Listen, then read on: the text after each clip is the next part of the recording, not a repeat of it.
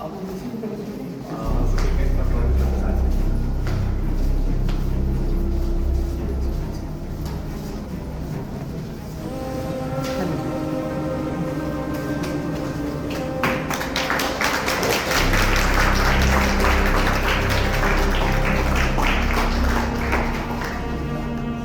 very good afternoon to everyone present here. It is with immense pleasure and gratitude that I welcome you all to this special session, Aspirant to Officer, a roadmap for cracking UPSC CAPF. We are honored to have with us our esteemed speaker, an inspiring personality, Mr. Shivam Sharma.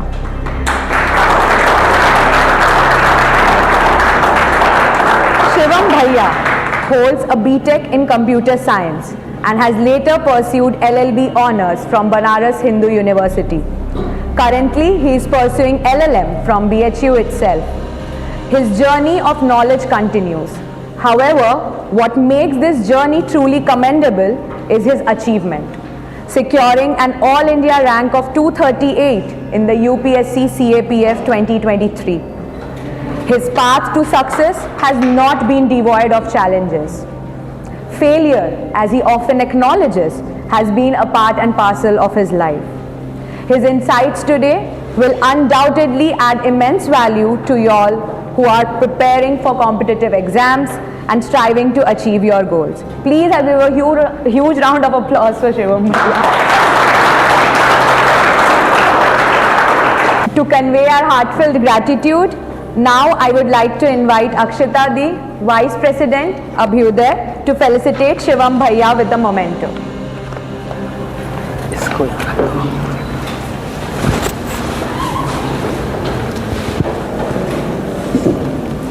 इधर आ जाइए, photo ले रहा हूँ।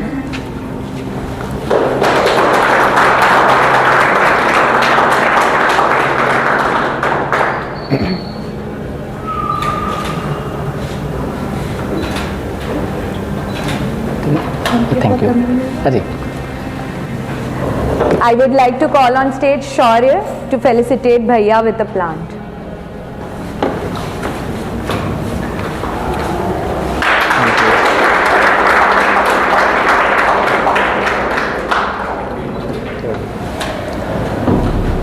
अभी society का intro है उसके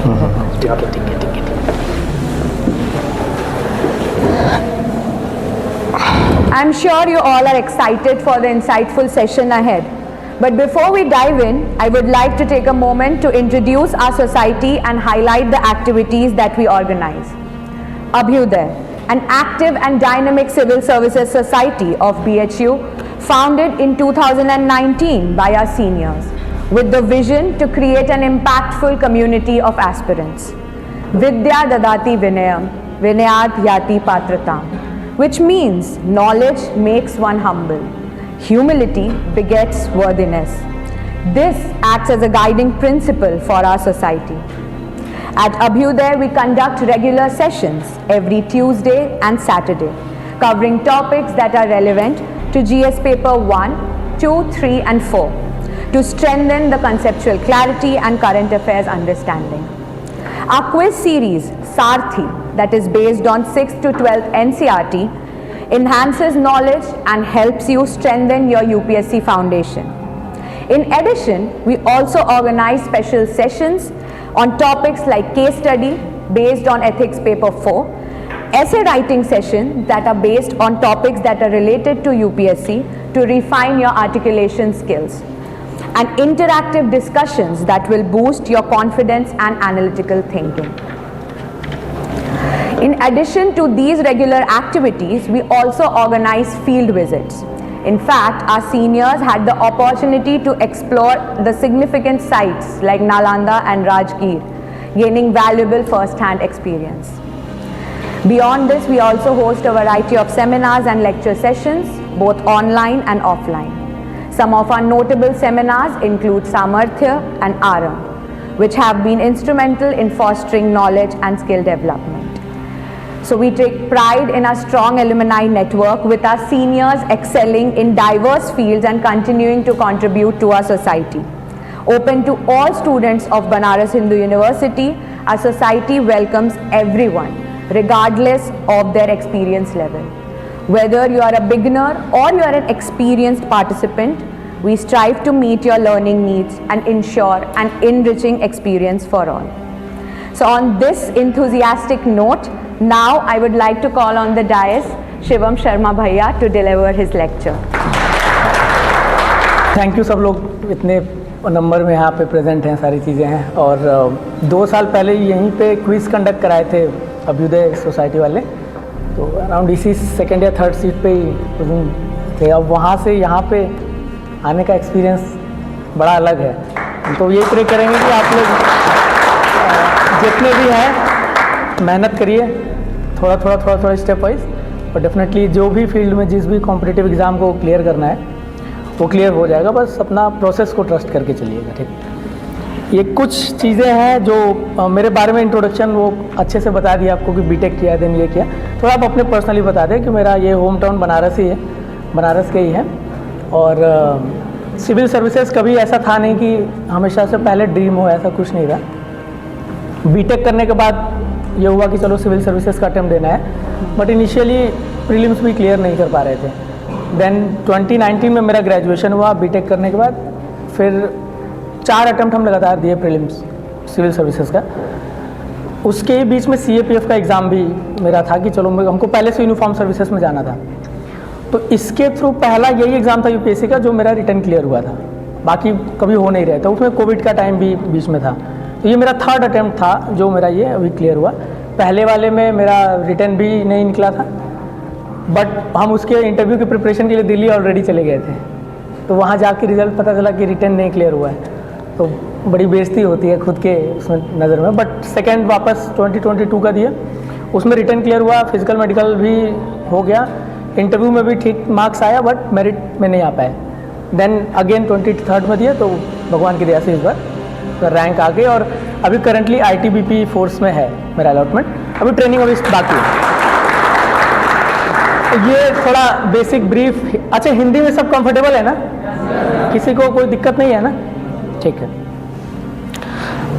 अब देखिए 2-3 चीज़ बताएंगे। जैसे अभ्युदय सोसाइटी हमको भी पहले पता ही नहीं था कि ऐसा कुछ है BHU में। बहुत सर्च करने के बाद फिर जब इनका क्विज वाला हुआ तभी हमको पता चला कि अच्छा ऐसा भी कुछ है। फिर थोड़ा इंटरेक्शन के साथ फ्रूटफुल रहता है, डिस्कशन वगैरह आप लोग आएंगे करेंगे। तो सबसे ज़्यादा इंपॉर्टेंट चीज़ इसमें ना, आप लोग को इंटरव्यू में फ़ायदा मिलेगा। जब आप एक्चुअल में इंटरव्यू कहीं अपीयर होंगे तो आपको समझ में आएगा कि अच्छा 2-3-4 लोगों से जब बात करते तो नर्वसनेस खत्म हो जाती है अंदर से। मैक्सिमम लोगों को, जैसे हमको इंग्लिश में प्रॉब्लम है वैसे आप लोग को भी होगी, but over the period of time वो ख़त्म हो जाएगी, ठीक। अब CAPF एग्ज़ाम के बारे में थोड़ा सा डिटेल में डिस्कस कर लेते हैं, क्या है। अगर आप में से किसी को उसमें एकदम है कि नहीं इसमें ही करियर बनाना है, कई लोग CDS भी साथ में लेके चलते हैं, तो कैसे इसका रोल CDS से अलग है ये समझ लीजिए, सिविल सर्विसेज से कैसे अलग है ये समझ लीजिए, पैटर्न समझ लीजिए थोड़ा जल्दी करके। देन उसके बाद इस एग्ज़ाम को क्लियर करने के लिए क्या स्ट्रैटेजी होनी चाहिए उसको समझ लीजिए। फिर मेरे कुछ पर्सनल एक्सपीरियंसेस पर्टिकुलरली इस एग्ज़ाम को लेकर के, और बाकी इन जनरल कॉम्पिटिटिव एग्ज़ाम को लेकर के जो एस्पिरेंट फेस करते हैं कि किसी का टाइम टेबल नहीं बन रहा है तो फॉलो नहीं हो रहा है, फॉलो हो रहा है तो टेस्ट सीरीज़ में नंबर नहीं आ रहा है, ये सारी चीज़ें देख लेंगे। फिर कुछ बहुत ही कॉमन मिस्टेक जो हम लोग जिससे हमको लेट हुआ इतना दूर तक आने में, कि आप लोग पहले दूसरे अटेम्प्ट में ही क्लियर करके अपना करियर बना लीजिए, ठीक। अच्छा, CAPF का फुल फॉर्म सबको पता होगा, सेंट्रल आर्म पुलिस फोर्सेस से 7 फोर्स आती है इसमें, जिसमें से 2 फोर्स में इस एग्ज़ाम के थ्रू नहीं जाते हैं, वो आसाम राइफल और NSG, ठीक। NSG totally deputation based force है, और आसाम राइफल का एडमिनिस्ट्रेटिव और वो ऑपरेशनल कंट्रोल अलग अलग है, मिनिस्ट्री ऑफ डिफेंस और MHA के अंदर है। इस फोर्स से 5 फोर्स इस एग्ज़ाम से CISF, SSB, ITBP, BSF और CRPF। इसमें आप as an assistant commandant post आती है आपकी। अब इसकी इक्वलेंट पोस्ट अगर इंडियन आर्मी में देखेंगे तो कैप्टन की इक्वल है, और अगर नॉर्मल सिविल में देखेंगे तो ACP की इक्वल है, असिस्टेंट कमिश्नर और पुलिस की इक्वल। ये बेसिक समझ में आ गया आपको। अब इस एग्ज़ाम का फॉर्म अब आने वाला है, तो ये बहुत सही टाइम पे ये लोग सेशन रखे हैं कि अभी फॉर्म निकलने वाला है। तो जो लोग मतलब हम तो पर्सनली रिक्वेस्ट करेंगे, 125 से 30 रुपये का फॉर्म आता है, परीक्षा देना है नहीं देना है भर दीजिएगा, फॉर्म जरूर भर दीजिएगा, क्योंकि मेरे कई ऐसे दोस्त हैं फॉर्म नहीं भरते हैं, फिर लास्ट में होता है यार भर देते तो काश बैठ जाते पेपर में। फॉर्म भर दीजिएगा। अगस्त के फर्स्ट वीक में पेपर होता है इसका, तो अगर अभी से भी कई बच्चे हैं जो नहीं तैयारी की, मान लिया अब जीरो हैं, कुछ तैयारी ही नहीं किया है, बट डेफिनेटली कुछ ना कुछ ग्रेजुएशन वाले सब्जेक्ट आप लोग पढ़े होंगे, तो इतना कर सकते हैं कि इसका पेपर 1 अच्छे से क्लियर करके आप इंटरव्यू तक पहुंच सकते हैं। देखिए, हम ये नहीं कहेंगे कि आप मेरिट के अंदर चले जाएंगे, लेकिन अगर इंटरव्यू में लक अच्छा रहा तो हो सकता है आपको मेरिट भी, आपका सिलेक्शन भी क्लियर हो जाए। तो इस चीज़ का ध्यान में रखिएगा। 2 पेपर होते हैं इसमें, पेपर 1 ऑब्जेक्टिव, पेपर 2 आपका सब्जेक्टिव होता है। ये पेपर 1 आपका 250 नंबर का, पेपर 2 200 नंबर का। अब इसमें दिक्कत क्या है ना कि अगर पेपर 1 का कट ऑफ नहीं क्लियर होगा तो पेपर 2 की कॉपी चेक नहीं होगी, ठीक। तो पेपर 1 पे इसलिए थोड़ा फोकस ज़्यादा रखना है कि पेपर 1 का कट ऑफ क्लियर करें। देन दोनों को मिला करके रिजल्ट निकलता है रिटर्न, उसके बाद मेडिकल फिजिकल होगा। फिर मेडिकल फिजिकल में भी 50% रिजेक्शन है, 50% बहुत हाई रिजेक्शन होता है, और मैक्सिमम लॉन्ग जंप में रिजेक्ट हो जाते हैं। तो वो सब चीज़ें आप अभी से अपना फिजिकल हेल्थ का इम्प्रूव करके रखिए, बेसिक अपना एक्सरसाइज वगैरह करिए। उसके बाद आपका इंटरव्यू होगा, और इंटरव्यू इंटरेस्टिंगली वही पैनल लेता है जो सिविल सर्विसेज का पैनल होता है। तो डर लगेगा अंदर से कि अच्छा कैसा पूछेंगे कैसा नहीं पूछेंगे, लेकिन अब वो डिफरेंस बहुत ही ब्लीक कर दिए हैं। सिविल सर्विसेज और CAPF के इंटरव्यू में बहुत ज़्यादा अंतर नहीं रहा है। इसे पर्सनल अपना एक्सपीरियंस बताया, हमसे डिफेंस से रिलेटेड क्वेश्चन पूरे इंटरव्यू में सिर्फ एक पूछे थे, सिर्फ एक क्वेश्चन, वो भी सिर्फ इजराइल और उसका पैलेस्टीन वाला, बाकी और कोई डिफेंस से क्वेश्चन नहीं था। सब कोई इकोनॉमी का कोई पूछ रहा है, कोई अर्बनाइजेशन पूछ रहा है, नक्सलिज्म, सब मिक्स होकर चल रहा था। इंटरव्यू के बाद आपकी 600 नंबर में से मेरिट बनेगी, ठीक, 600 में से मेरिट बनेगी। अब अगर उसमें आप आ गए तो ठीक है, नहीं आए तो फिर नेक्स्ट बार ट्राई करिएगा अपना, ठीक है। अब ये तो आपको एग्ज़ाम स्ट्रक्चर समझ आ गया, एग्ज़ाम देना कैसे है। अब ये कि स्ट्रैटेजी क्या होनी चाहिए, तो स्ट्रैटेजी थोड़ा बाद में देख लेंगे, पहले हम अपना एक पर्सनल एक्सपीरियंस आप लोग से शेयर कर देते हैं। देखिए, ये पर्सनली हमको, जैसे आप मैक्सिमम लोग सिविल वाले होंगे ना, सिविल की तैयारी कर रहे होंगे सभी लोग ऑलमोस्ट, किसी किसी का एम होगा कि IPS बनना है, किसी और मैक्सिमम का होगा IAS बनना है। तो जिनको IPS बनना है उनके लिए ये वन ऑफ द बेस्ट है, क्योंकि इसमें आपको डिफेंस वाला भी आउटलुक मिलता है और सिविल लाइफ का भी आउटलुक मिल जाएगा, तो दोनों चीज़ें मिल जाएंगी। CDS में क्या होता है कि थोड़ा सा ज़्यादा एकदम आप डिफेंस वाले एरिया में चल जाएंगे, पब्लिक इंटरेक्शन आपका नहीं होगा। अब जैसे CRPF के जवान को ऑलमोस्ट सब लोग देखे होंगे, सारे लोग अपने जहाँ किसी भी स्टेट से आएंगे तो आप लोग ज़रूर देखे होंगे, वो टाइप का उनका इंटरेक्शन है। और वो जम्मू कश्मीर वैली में भी हैं, मिलिटेंसी ख़त्म कर रहे हैं, तो ये एक बड़ा यूनिक ब्लेंड है इसका, ठीक। तो अगर किसी का इंटरेस्ट इसमें है कि उसको सिविल लाइफ भी चाहिए और उसको साथ साथ में डिफेंस वाला फ्लेवर भी चाहिए, तो CAPF उसके लिए बेस्ट है। और एक अच्छी चीज़ इसकी ये है कि अगर पेपर 1 अच्छे से 150-160 नंबर कर दिए ना तो सिलेक्शन पक्का है, ये बड़ी अच्छी चीज़ है इसकी। तो उस पर थोड़ा ज़्यादा फोकस करिए आप लोग, अगर इसको इस एग्ज़ाम को कर रहे हैं तब। अच्छा, ये भी है कि कैसे बैलेंस करें BHU की एकेडमिक स्टडीज़ को और इसको। तो पहले अपना एकेडमिक बैकग्राउंड बता दे रहे हैं। मेरा 7.6 CGPA था, बहुत ज़्यादा नहीं था और बहुत कम भी नहीं था, बट उसी के साथ साथ हम अपना एग्ज़ाम का पूरा प्रिपरेशन किए थे, ठीक। तो जैसे आप लोग थोड़ा सा देखिए कॉम्प्रोमाइज़ करना पड़ेगा। अब ये सोचेंगे कि एकेडमिक में भी एकदम गोल्ड मेडल आया और इधर भी आए तो थोड़ा मुश्किल है, थोड़ा सा कॉम्प्रोमाइज़ करिएगा। एग्ज़ाम की प्रायोरिटी को बेस बनाइए, जैसे पता ही होता है ना 5 या 7 कितने क्वेश्चन, 5 क्वेश्चन करना होता है, 8 क्वेश्चन आता है, सब सारे ऑलमोस्ट फैकल्टी में यही है। तो सेमेस्टर परीक्षा सेमेस्टर स्टार्ट होना 1-2 महीने में वो 8-10 सवाल बना करके रख लो, एग्ज़ाम के 1-2 दिन पहले याद कर लो, जाके लिख के चले आओ। बाकी समय अपना आप इसमें इन्वेस्ट करिए, इसमें मेहनत करिए, ठीक है। तो इस तरीके से बहुत आराम से बैलेंस हो जाएगा। कोई मतलब अगर कोई ऐसा सोच रहा है कि मेरा ये ख़त्म हो जाएगा ग्रेजुएशन, देन उसके बाद हम आराम से बैठ के तैयारी करेंगे, तो वो आराम से बैठेगा ही, तैयारी नहीं कर पाएगा। वो रियलिटी बता रहे हैं, जितना कंफर्ट जोन में जाएंगे उतना आपकी तैयारी बेकार हो जाएगी। मेहनत करते रहेंगे, उसी में धीरे एकदम फ्लैश में निकल जाएगा आपका परीक्षा। अब इस एग्ज़ाम को टैकल करने के लिए कुछ बेसिक बुक लिस्ट, हज़ारों वीडियो यूट्यूब पे पड़ा है, वहाँ से आप लोग देख लेंगे। अगर ऐसे चाहिए होगा तो पर्सनली आप हमसे बाद में पूछ भी लेंगे, हम वो भी बता देंगे। लेकिन उसके अलावा कुछ ऐसी चीज़ जो हमें समझ में आई है कि 3-4 सब्जेक्ट को इसको अच्छे से कर लीजिए, पॉलिटी, ज्योग्राफी और एप्टीट्यूड और साइंस, इनको कमांड में रखिए। 80-90 सवाल यहीं से आएगा और बहुत ज़्यादा इसमें इधर उधर करने की ज़रूरत नहीं है। बेसिक मटेरियल पढ़ लीजिए।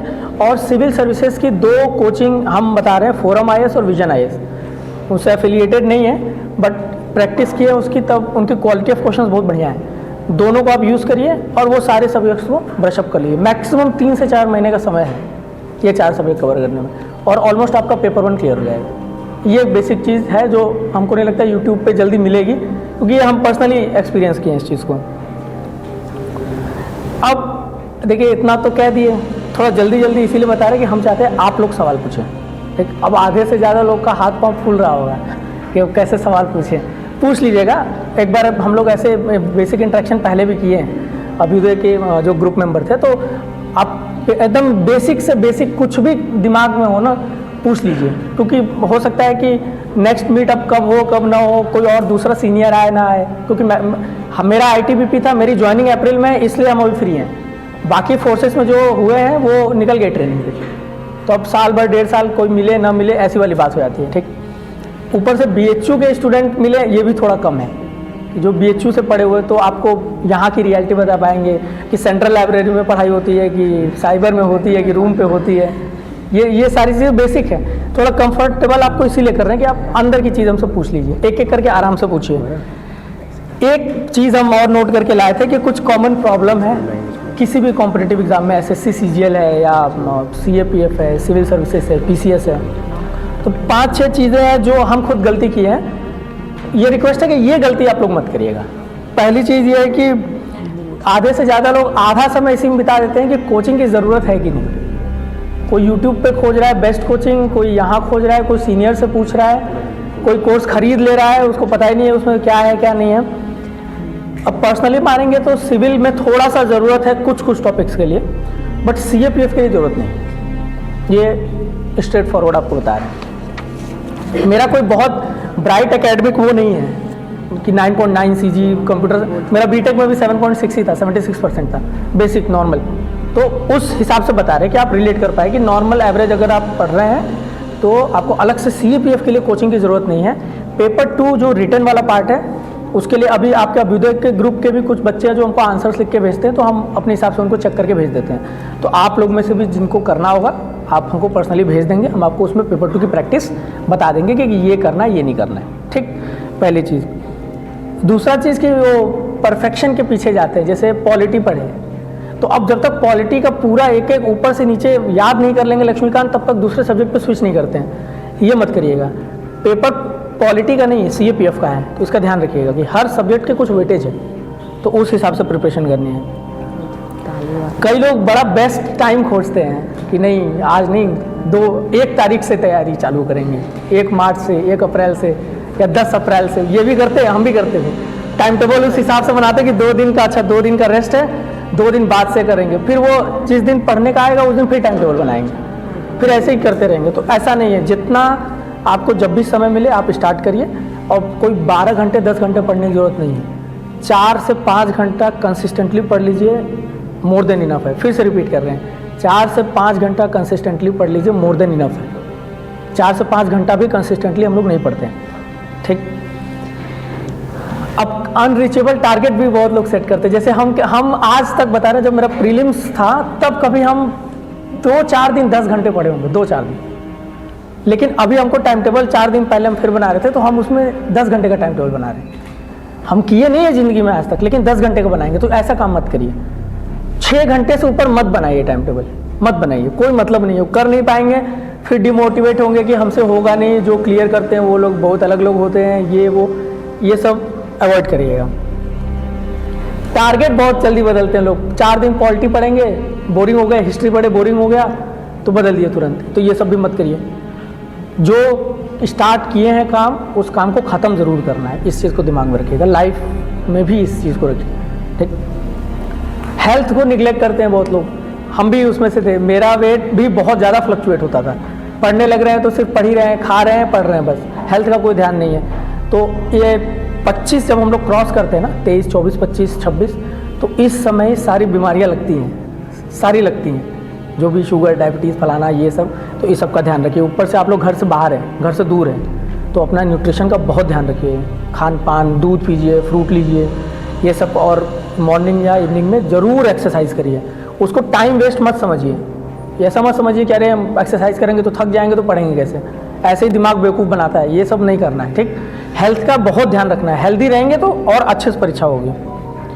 और कंफर्ट जोन वाली बात, अब जैसे कई लोग एक टेस्ट सीरीज कोई खरीदे, अब उसमें टीचर कम नंबर दे दिया, 10 में से 2 नंबर दे दिया, तो अब अपने आप को बेवकूफ़ बनाएंगे कि यार ये इतना तो नहीं होता है, फिर दूसरी टेस्ट सीरीज पकड़ेंगे या दूसरा सोर्स पकड़ लेंगे, ऐसे करेंगे। तो ये भी मत करिए, कंफर्ट जोन से बाहर निकलिए, अपने प्रोसेस को ट्रस्ट करिए कि ठीक है हम मेहनत कर रहे हैं तो रिजल्ट आएगा, और इन द एंड समय से पहले और भाग्य से ज़्यादा को मिला नहीं है किसी को। इस चीज़ को भी दिमाग में रखना, अगर बनना होगा तो मेहनत करोगे तो बन जाओगे, नहीं तो और भी बहुत अपॉर्चुनिटी है। जैसे मेरा खुद श्योर नहीं था कि मेरा होगा कि नहीं, तो हम अपना LLM कर रहे थे, हमको कुछ नहीं होगा, चलो भाई अपना एडवोकेसी नहीं तो असिस्टेंट प्रोफेसर लग जाएंगे, क्या करेंगे, अपना उसी में खुश रहेंगे। लेकिन इसको लाइफ और डेथ का सवाल मत बनाना। फर्स्ट 2 अटेम्प्ट में सिविल सर्विसेज के हम बनाए थे और वहीं से सब मैटर फंसता है। एग्जाम हॉल में इतना ज़्यादा नर्वसनेस हो जाएगी कि आता हुआ सवाल भी गलत कर देंगे। अब देखिए ये था, मेरा हो गया कंप्लीट, जितना हमको बताना था अपने साइड से। बाकी आप लोग के पास भरपूर समय है, आराम से एक एक करके जो भी पूछना है आराम से पूछिए। अरे आप बड़े ही है तुमसे, भैया ही बोलो। I hope you will not mind me for that line of formality if I go something personal. So my first question to you is, what mistakes we should not commit? As you said कि मुझे इतना समय लगा, तो वैसे tips कि हमें उतना समय ना लगे, आपने ऐसी कौन सी गलतियाँ that took you so long, 4 years I guess, to clear this exam? Second question to you is कि how far it is right to continue our PG along with our preparation? Because हम लोग क्योंकि graduation के दौरान हम लोग prepare कर रहे हैं, बट एग्जाम देंगे, क्लियर होंगे, देयर इज नो गारंटी। और इस वजह से हम लोग पीजी कंटिन्यू करें, क्योंकि अगर पीजी कंटिन्यू करेंगे तो it will be deteriorating our preparation of course, जो तो मिलेगा ही पीजी कंटिन्यू करेंगे तो हमें पीजी कंटिन्यू करना चाहिए। And since I can say I can from BTech to LLB, your gap has also been a wave of I think you were also looking for the security. तो like अगर हमारा नहीं होता है after, since we are pursuing BS, not a placement course, we are not getting anything after 3 years. So like how far it is good to pursue the PG continue? ठीक है, समझ गया। देखिए मिस्टेक्स तो हम पहले ही बता दिए आपको सारी, यही मिस्टेक हम किए, इससे ज़्यादा करते तो शायद यहाँ खड़े नहीं होते, आप ही बैठे होते कहीं। ठीक, तो ये मिस्टेक आप मत रिपीट करिएगा, पहली चीज़। अब देखिए पीजी करना है नहीं करना है, इसका हम आपको आंसर दे रहे हैं। प्योरली डिपेंड करता है आपका एम क्या है, प्योरली उस चीज़ पर डिपेंड करता है।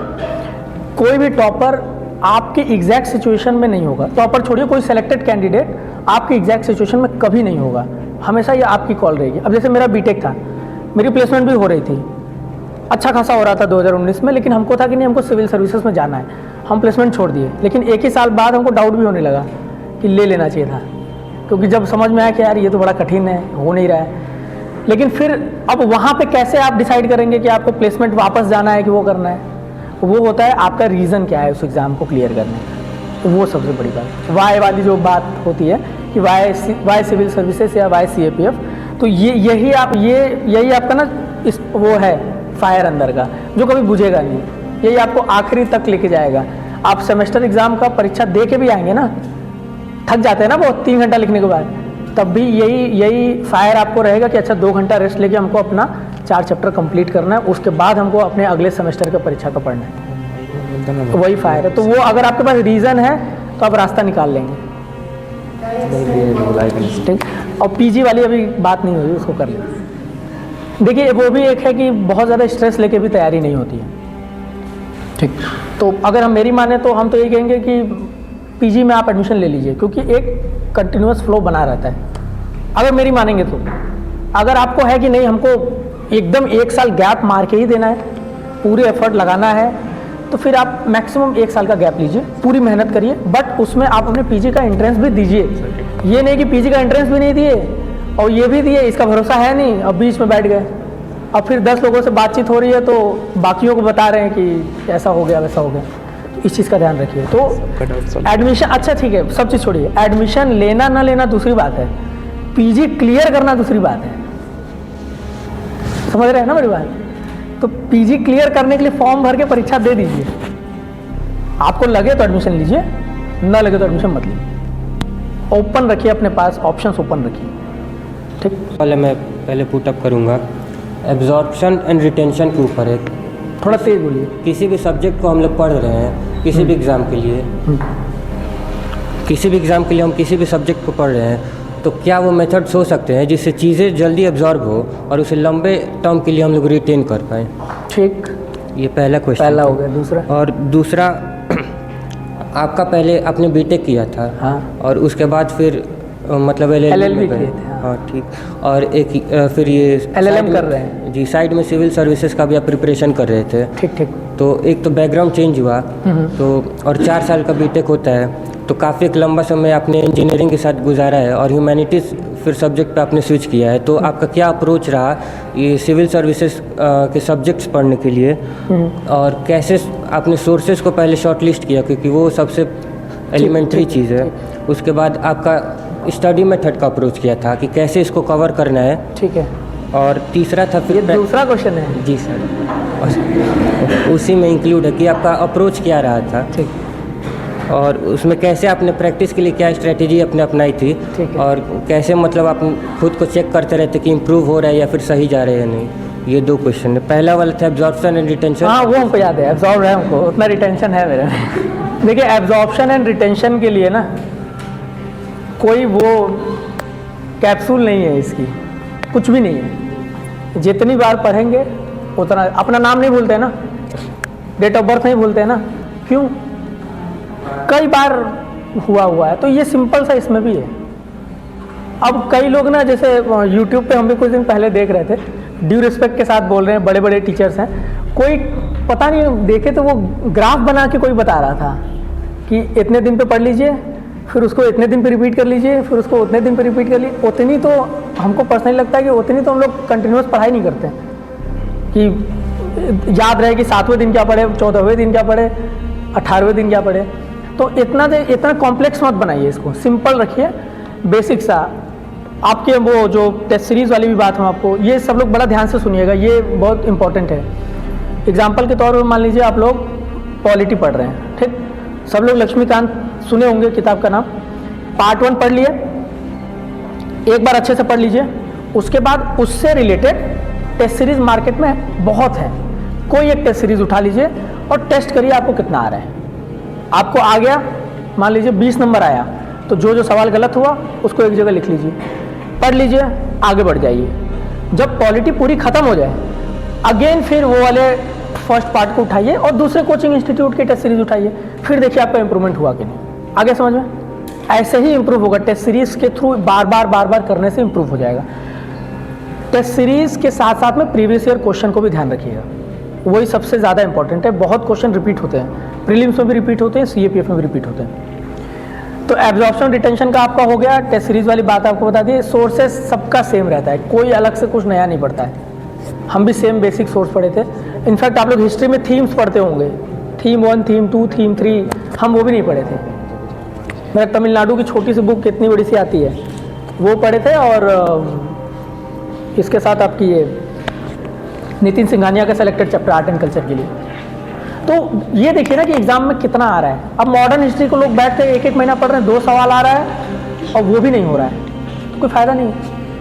तो ये देखिए कौन से क्वेश्चन ज़्यादा आ रहे हैं किस एग्जाम में, उस हिसाब से प्रिपरेशन करिए और उस हिसाब से उसको टारगेट करिए। सारा क्वेश्चन हो गया, आंसर हो गया, ठीक है, बैठ जाइए। मेरा ये क्वेश्चन है, अभी ग्रेजुएशन के लिए, so as a first year student दिमाग में बहुत सारे कन्फ्यूजन रहते हैं कि आगे क्या करना है, और उसमें भी सबसे बड़ा पार्ट ये रहता है कि फीमेल कैंडिडेट हूँ, घर से भी शादी का भी प्रेशर रहता है आगे जा कर के कि हाँ एक लिमिटेड टाइम ही मिलेगा हमको हर चीज़ के लिए, अपना करियर भी सिक्योर करना होता है। सो और हम लोगों के में NEP लगी है, तो ये भी आ गया कि एक और नया वो बन गया मेरे लिए पर्सनली कि अब ग्रेजुएशन करने के बाद PG की तैयारी करें या डायरेक्टली PhD के लिए भागें या फिर UPSC की तैयारी में लगें। मुझे लॉ करने का मन था। डायरेक्टली PhD कितने इंस्टीट्यूट में है? आई थिंक BHU में भी है, बाकी मुझे नहीं पता है। यस, हाँ। उसका क्राइटेरिया पता है आपको? सर्टेन लेवल ऑफ मार्क्स है कुछ ऐसा उसमें भी। हाँ, ठीक। तो वो रहेगा, और उसके बाद में फिर ये भी कि हाँ एज भी यही देखना है कि घर वालों को भी दिक्कत ना आए उस चीज़ को लेकर के। तो ऐसे में सबसे ज़्यादा प्लॉजिबल कोर्स या वो क्या रहता है हम लोगों के लिए, क्या कर सकते हैं उसमें, या इस डाउट को सॉल्व करने का क्या तरीका है? आपको करना क्या है? मुझे यूपीएससी करना था। हाँ, ठीक है, करना और था। करना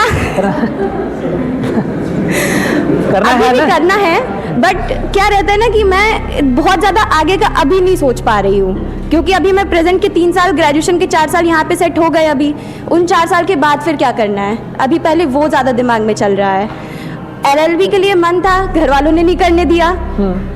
अभी यूपीएससी करने के लिए घर वालों ने बीए के लिए भेज दिया कि यहाँ पे आकर के बीए कर लो, यूपीएससी की तैयारी डायरेक्ट ले लो। ठीक है। तो अब उसमें भी सिलेक्शन गारंटीड तो होता नहीं है कि हम बीए कर लिया 4 साल, उसके बाद यूपीएससी हो गया। तो किसी चीज की नहीं है। तो उसी के लिए कि अब हम इस बात को समझिए, हाँ। गारंटी किसी चीज की नहीं है, लाइफ की भी गारंटी नहीं है। एग्जैक्टली तो वो वाला तो हटा दिए दिमाग से। वही चीज़ की उसको हटा यूपीएससी तो इज़ लाइक अ जॉब के लिए अलग हो गया। अब पढ़ाई और करियर के लिए क्या बेटर रहेगा, PhD, PG, LLB या क्या सीन में, किस लाइन पे जाना बेटर है? पहले तो ये कहेंगे फर्स्ट ईयर आराम से निकालिए, रिलैक्स करके पहले समझिए कि है क्या।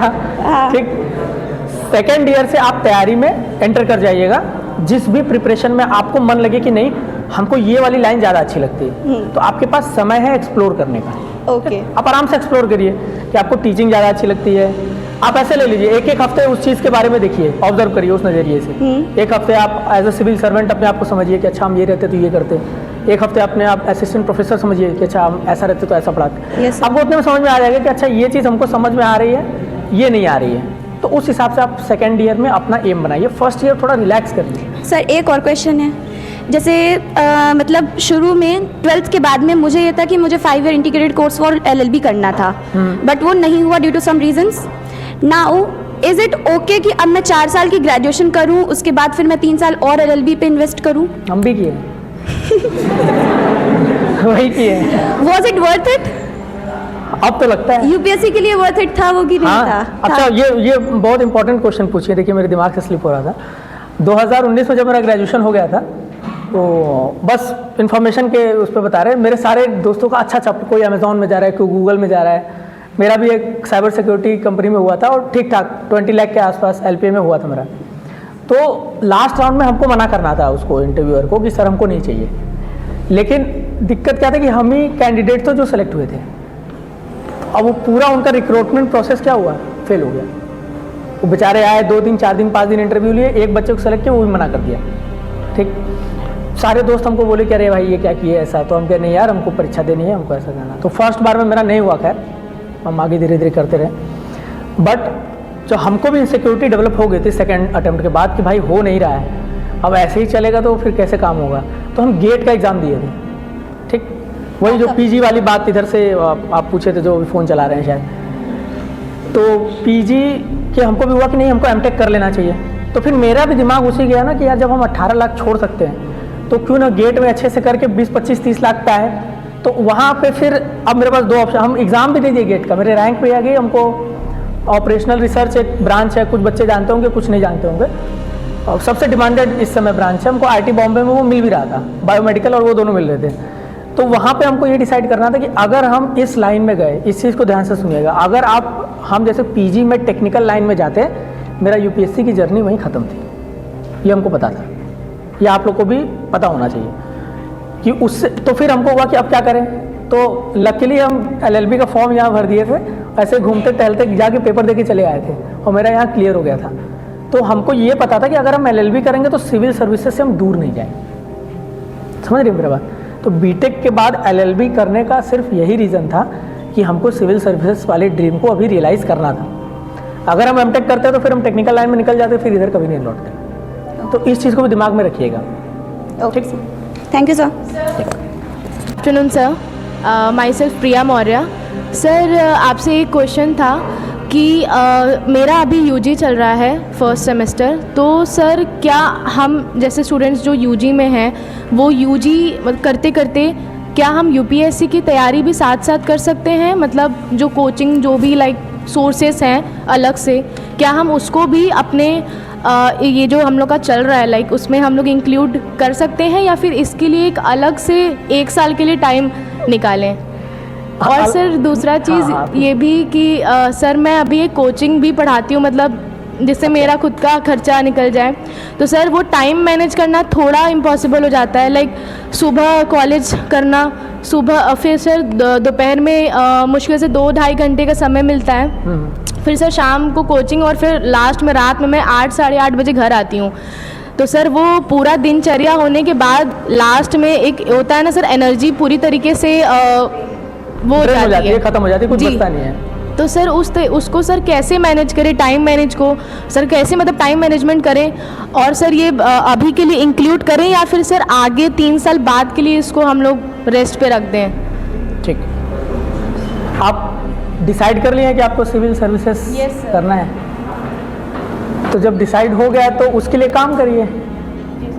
मतलब अगर कोचिंग में समय ज़्यादा जा रहा है, ठीक है, पढ़ाई नहीं हो पा रही है, तो पहले प्रायोरिटी अपनी सिविल सर्विसेज की पढ़ाई को करिए, पहली चीज़। ठीक, दूसरी चीज़, करने को बहुत आराम से कर सकते हैं, और बीएचयू में रह के तो बहुत ही आराम से कर सकते हैं, ये बता रहे हैं आपको, क्योंकि हम बीटेक करके भी आए, दूसरे कॉलेज से आए, तो हमको वहाँ के और यहाँ के में बहुत अंतर दिखा कि यहाँ पे तब भी बहुत फ्रीडम है पढ़ाई लिखाई करने के लिए। बहुत ज़्यादा कुछ प्रोफेसर उतना स्ट्रेस नहीं डालते हैं, यूजी लेवल पे तो नहीं डालते हैं, पीजी पे थोड़ा मोड़ा होता है। तो वेट मत करिए, फिर वही आपको ये लिखे थे ना इसमें, waiting for the best time to start, वही हो रहा है आपके साथ। अब बेस्ट टाइम करते करते आपका ख़त्म हो जाएगा वो यूजी। सर नहीं सर, ऐसा नहीं है, रात में जो भी टाइम मिलता है भली एनर्जी ड्रेन हो जाती है, बट सर थोड़ा सा ब्रेक लेने के बाद सर स्टार्ट कर देते जो भी मुझे सही लगता है कि ये चीज़ें लाइक पढ़नी चाहिए। तो सर बस यही पूछना था कि लाइक अभी से ये सारी चीज़ें इंक्लूड करें या तो सर आगे के लिए भी छोड़ दें कि लाइक 3 साल बाद आगे के लिए मत छोड़िए, अभी से इंक्लूड करिए, समय के साथ बॉडी अडेप्ट कर जाएगी। और अपना डाइट थोड़ा इंप्रूव कर लीजिए, कुछ अच्छा खाइए अगर नहीं खा रही हैं तो, जिससे एनर्जी लेवल हाई रहे। ठीक, जल्दी सो जाइए, सुबह जल्दी उठ जाइए, जल्दी सोएंगे तो कम नींद रिक्वायरमेंट है। 12 बजे सो के 6 बजे उठने में और 11 बजे सो के 5 बजे उठने में बहुत अंतर है। 1 ही घंटे का है, लेकिन खैर हम भी नहीं कर रहे हैं इस समय, लेकिन बता रहे हैं 1-2 दिन करके देखना, 1-2 दिन हम भी करके देखें। तो आप उस चीज़ को थोड़ा सा और टाइम को मैनेज करने की कोशिश करिए, आगे के लिए मत छोड़िए। वो आगे जितना घिसकाएंगे ना, वो उतना आगे आगे निकलता चला जाएगा। Thank you. What is the role of NCERT books throughout your preparation, and also the revision techniques which you personally opted for this examination or for civil service ठीक examination? है, NCERT अब ये ना बड़ा डिबेटेबल है। कई लोग कहते हैं क्लास 6 से क्लास 12 तक पढ़ो, कई लोग कहते हैं 11-12 पढ़ो। ठीक, तो अगर आप 6 से 10 तक कुछ पढ़े ही नहीं हैं, मतलब एकदम 40, 45, 42 नंबर वाले कैंडिडेट हैं, एकदम कुछ पढ़ा ही नहीं है, कुछ आता पता ही नहीं है, तब आप 6 से 12 तक पढ़ लीजिए। लेकिन अगर थोड़ा भी आपको पता है कि यार चलो थोड़ा मोड़ा हमको नॉलेज है, हमको एकदम ही ऐसा नहीं है कि एकदम ही गोल है सब चीज़, तब आप 6 से 10 तक मेरे हिसाब से पर्सनली टाइम मत गवाइए। आप पहले 11-12 को कवर कर लीजिए, 11-12 को कवर करने के बाद प्रीवियस ईयर क्वेश्चन लगा लीजिए। आपसे लग गया मतलब ठीक है, नहीं लगा या टेस्ट सीरीज में नहीं हो पा रहा है और आपको लग रहा है कि नहीं मेरे यहाँ कंसेप्चुअल डाउट है, तो आप देन वापस फिर कुछ चैप्टर जो आपको लगे वो 6 से 10 तक रेफर करिए। बट स्टार्ट 6 से मत करिए, उतना टाइम है नहीं यार। मतलब पता है जितना समय लगाएंगे वो जितना उसको खींचेंगे, रबड़ जैसे खींचेगा वो। 11-12 सफिशिएंट है उससे। और सारे कंसेप्ट 6 से 10th वाले जितने हैं सारे 11th और 12th में हैं, सारे के सारे हैं, बस सही से पढ़ने की ज़रूरत है। ठीक, दूसरी रिवीजन टेक्निक और टेस्ट सीरीज़ वाली बात, वो पीरियोडिक टाइम पे आपको टेस्ट देना है, समय समय पे। अब ये कैसे होगा कि कैसे दें, मतलब आज अगर पॉलिटी का दिए तो आप पॉलिटी का कब दें या मॉडर्न हिस्ट्री का कब दें, तो किसी भी कोचिंग इंस्टीट्यूट का वो शेड्यूल डाउनलोड कर लीजिएगा। उसमें होता है कि पहला टेस्ट इस दिन, फिर दूसरा टेस्ट इस दिन, तीसरा टेस्ट इस दिन, तो उसको अपने हिसाब से आप मॉडिफाई कर लीजिए और उस हिसाब से उसी को फॉलो करके टेस्ट दीजिए। जितना कम खुद का दिमाग लगेगा उतना ज़्यादा बढ़िया है ये सब ऑपरेशनल चीज़ों में। अब देखिए, अब वो चीज़ बताना तो बड़ा मुश्किल, मतलब बहुत लंबा हो जाएगा। ठीक, शॉर्ट में बता दे रहे हैं, आप पर्सनली हमसे कांटेक्ट कर लीजिएगा, हम आपको मॉक इंटरव्यू ले लेंगे, क्योंकि बहुत बच्चों का मॉक इंटरव्यू ले रहे हैं जिनको हम जानते भी नहीं हैं, तो टेलीग्राम पे हमसे रैंडमली जुड़े हुए हैं, बोलते सर ले लो, हम बोले ठीक है। क्योंकि पर्सनली थोड़ा सा मेरा मार्क्स दोनों टाइम ठीक रहा है, 105 बोथ टाइम्स रहा है मेरा। डैफ अच्छे से तैयार कर लीजिए पहली चीज़, और एक न्यूज़पेपर पढ़ना अभी से स्टार्ट कर दीजिए, पीछे का मत करिए, छोड़ दीजिए, जो हो गया सो हो गया।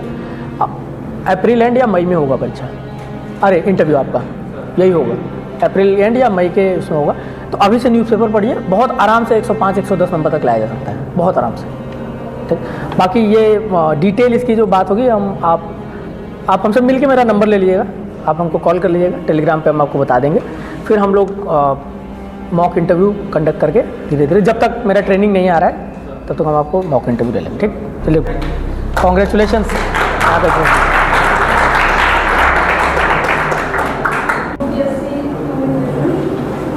सर मेरा क्वेश्चन है कि कंसिस्टेंसी के साथ मैं पढ़ाई नहीं करती, तो मैं जब पढ़ाई करती हूँ तो मैं पढ़ लेती हूँ 8 से 10 घंटा में पढ़। अपना नाम बताइए पहले। मेरा नाम सुषमा यादव है। ठीक है, अब आगे बताइए।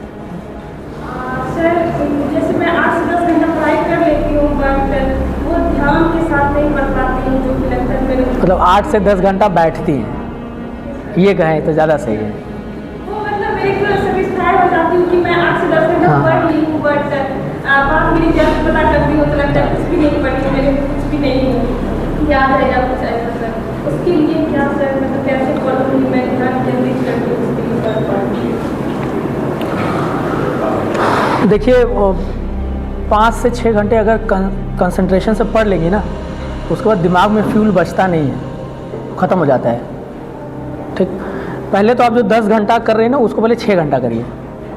ठीक, और जितना पढ़िए ध्यान से पढ़िए, 1-1 घंटा पढ़िए, 1 घंटा पढ़ लीजिए, ब्रेक ले लीजिए, फिर 1 घंटा पढ़िए। लेकिन जो 1 घंटा पढ़ेंगी उसमें ना किसी से बात करना है, ना फ़ोन देखना है, ना ही जो चीज़ पढ़ रहे हैं उसके अलावा कोई चीज़ दूसरी उठा करके पढ़नी है। बीच में जब लेने के बाद ये खत्म हो जाता है सर, मैं जो पहले पढ़ी हूँ उसके बाद जो पढ़ती हूँ उसमें रिलेट नहीं कर पाती हूँ। तो दूसरा सेशन स्टार्ट करने के स्टार्टिंग के 5 मिनट पहले वाला फिर से पढ़ लीजिए। ठीक, पहले वाला फिर से एक बार पन्ना पलट दीजिए, क्या क्या क्या क्या क्या था, फिर पढ़िए, सिंपल। एंड दूसरा सर कि मेरे को वो न्यूज़पेपर मतलब लगता है कि मेरे लिए बहुत वो इम्पोर्टेंट है, पर मेरे को अच्छा नहीं, सही लगता है, वो है इम्पोर्टेंट। बट मेरे को पढ़ने में इंटरेस्ट नहीं है। नहीं, चलिए कम से कम इनको रियलाइजेशन तो है कि न्यूज़पेपर इम्पोर्टेंट है। जैसे हम स्टार्टिंग के 3 साल, मेरे जितने दोस्त, हम बहुत लोगों को मिसगाइड भी किए, अब नहीं कर रहे हैं, अभी नहीं कर रहे हैं। जब सेलेक्ट नहीं हुए थे तो मेरे दोस्त हमसे पूछते थे कि यार शिवम भाई ये न्यूज़पेपर का क्या, हम बोले यार कौन पढ़े। अब देखो मेरा लॉजिक से आप लोग भी अभी कन्विंस हो जाएंगे। हम बोलते थे यार देखो विजन की मैगजीन आती है, उसको 100 लोगों की टीम बना रही है, वो कम से कम 20 न्यूज़पेपर पढ़ रहे हैं। ठीक, और पूरा एक जगह लिख करके दे रहे हैं। तुम एक न्यूज़पेपर पढ़ोगे, वो भी 1 घंटा डेली लगाओगे, उसमें से तुमको आधी चीज़ें समझ में आएंगी, नहीं आएंगी, तो कौन सा बेहतर हुआ? मैगजीन बेहतर हुई ना, हुई ना। यही हम कहते थे सबको और खुद भी करते थे, इसलिए कहीं हो नहीं रहा था। तो इसीलिए न्यूज़पेपर डेली पढ़िए, न्यूज़पेपर ना समझ आए तब भी पढ़िए। ठीक, उसको ज़रूर पढ़िए। भरोसा मानिए 20-25 दिन लगातार न्यूज़पेपर पढ़ लेंगे तो आदत ऐसी लग जाएगी ना कि आधे घंटे के अंदर 25, 30, 35 मिनट के अंदर आप एक दिन का न्यूज़पेपर पूरा ख़त्म कर लेंगे, अंडरस्टैंडिंग के साथ। एक्सपीरियंस बता रहे हैं, हम भी 25-30 मिनट से ज़्यादा हमको समय नहीं लगता। स्टार्टिंग में 1.5 घंटा लगता था, क्योंकि आधा से ज़्यादा गूगल करना पड़ता था, मीनिंग ही नहीं समझ आता था कि क्या है क्या नहीं है। अच्छा, इसमें एक और वो बड़ा कन्फ्यूजन होता है कि द हिंदू पढ़ें कि इंडियन एक्सप्रेस पढ़ें। ठीक, तो इसमें जो भी आप पढ़ रहे हैं वो पढ़िए। अगर पढ़ना स्टार्ट नहीं किए हैं और मेरी बात अगर माननी है तो इंडियन एक्सप्रेस पढ़िए। ठीक, क्योंकि इंडियन एक्सप्रेस से हमसे 2 सेम टू सेम सवाल इंटरव्यू दोनों बार पूछे गए, और वो भी ऐसे क्रिटिकल पोजीशन में हमसे पूछा गया है कि अगर हम वो क्वेश्चंस का आंसर नहीं देते तो शायद सिलेक्शन नहीं होता। इस साल तो नहीं होता, पिछले साल तो नहीं हुआ था। ठीक, तो न्यूज़पेपर पढ़िए, और जो आपको कंसिस्टेंसी में दिक्कत आ रही है थोड़ा छोटा ब्रेक लीजिए, पुरानी वाली चीज़ें एक बार रिवाइज कर लीजिए, फिर उसको कंटिन्यू करिए। धीरे धीरे करेंगे हो जाएगा।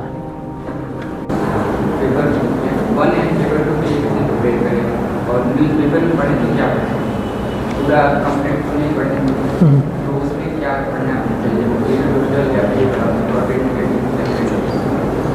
और देखिए करंट अफेयर्स जहाँ तक CAPF के लिए स्पेशली है ना, तो इसमें बहुत फैक्चुअल कुछ चीज़ें पूछते हैं लोग। ठीक है, तो उसको तैयार करने के लिए कोई बहुत मोटी मैगजीन पढ़ना उतना वर्थ इट नहीं है। ठीक, सिविल वाली पूरी पढ़ेंगे तो एक्स्ट्रा टाइम वेस्ट होगा आपका। अगर आपके पास समय ज़्यादा है, जैसे मानो कोई नेक्स्ट ईयर के लिए तैयारी कर रहा है 26 के लिए, तब तुम हैबिट बना लो कि विजन की मैगजीन पढ़ो, उससे पेपर 1 पेपर 2 दोनों स्ट्रांग हो जाएगा टाइम के साथ, ठीक। लेकिन अभी अगर 2025 की बात करें तो करंट अफेयर्स के लिए कई ना एक महीने का निकलता है। जैसे एक लीड द कंपटीशन वेबसाइट है, इसको नोट करना चाहे ना नोट कर लीजिएगा, ये मिलती नहीं है जल्दी, लेकिन बड़ी अच्छी lead the competition, LEAD lead THE the और कंपटीशन। इसमें हर महीने का 8 या 7 पेज में वो बड़ा अच्छा सा देते हैं डिफेंस से रिलेटेड, तो उससे आप बेसिक चीज़ों को कवर कर लीजिए और न्यूज़पेपर पढ़ते रहिए। न्यूज़पेपर में देखिए कोई एक दिन में न्यूज़पेपर का फ़ायदा नहीं होगा, वो समय के साथ होगा। अब वो देखिए उसके हाँ वो बात, अब उसके लिए या तो मेरे पास यहाँ न्यूज़पेपर होता हम तब बताते, ठीक। नहीं तो आप टेलीग्राम पे ज्वाइन कर लीजिएगा, हम ऑनलाइन कई बार बताए हैं, एक बार फिर से सेशन लेंगे, उसमें हम एक पेपर खोलते हैं, उसको बताते हैं देखो ये पढ़ना है, ये पढ़ना है, ये नहीं पढ़ना है, और टेलीग्राम ग्रुप पे हम भेजते भी रहते हैं डेली मार्क करके कि ये पढ़ना है नहीं पढ़ना है, ठीक। तो वहाँ से आपकी परेशानी खत्म सॉल्व होगी।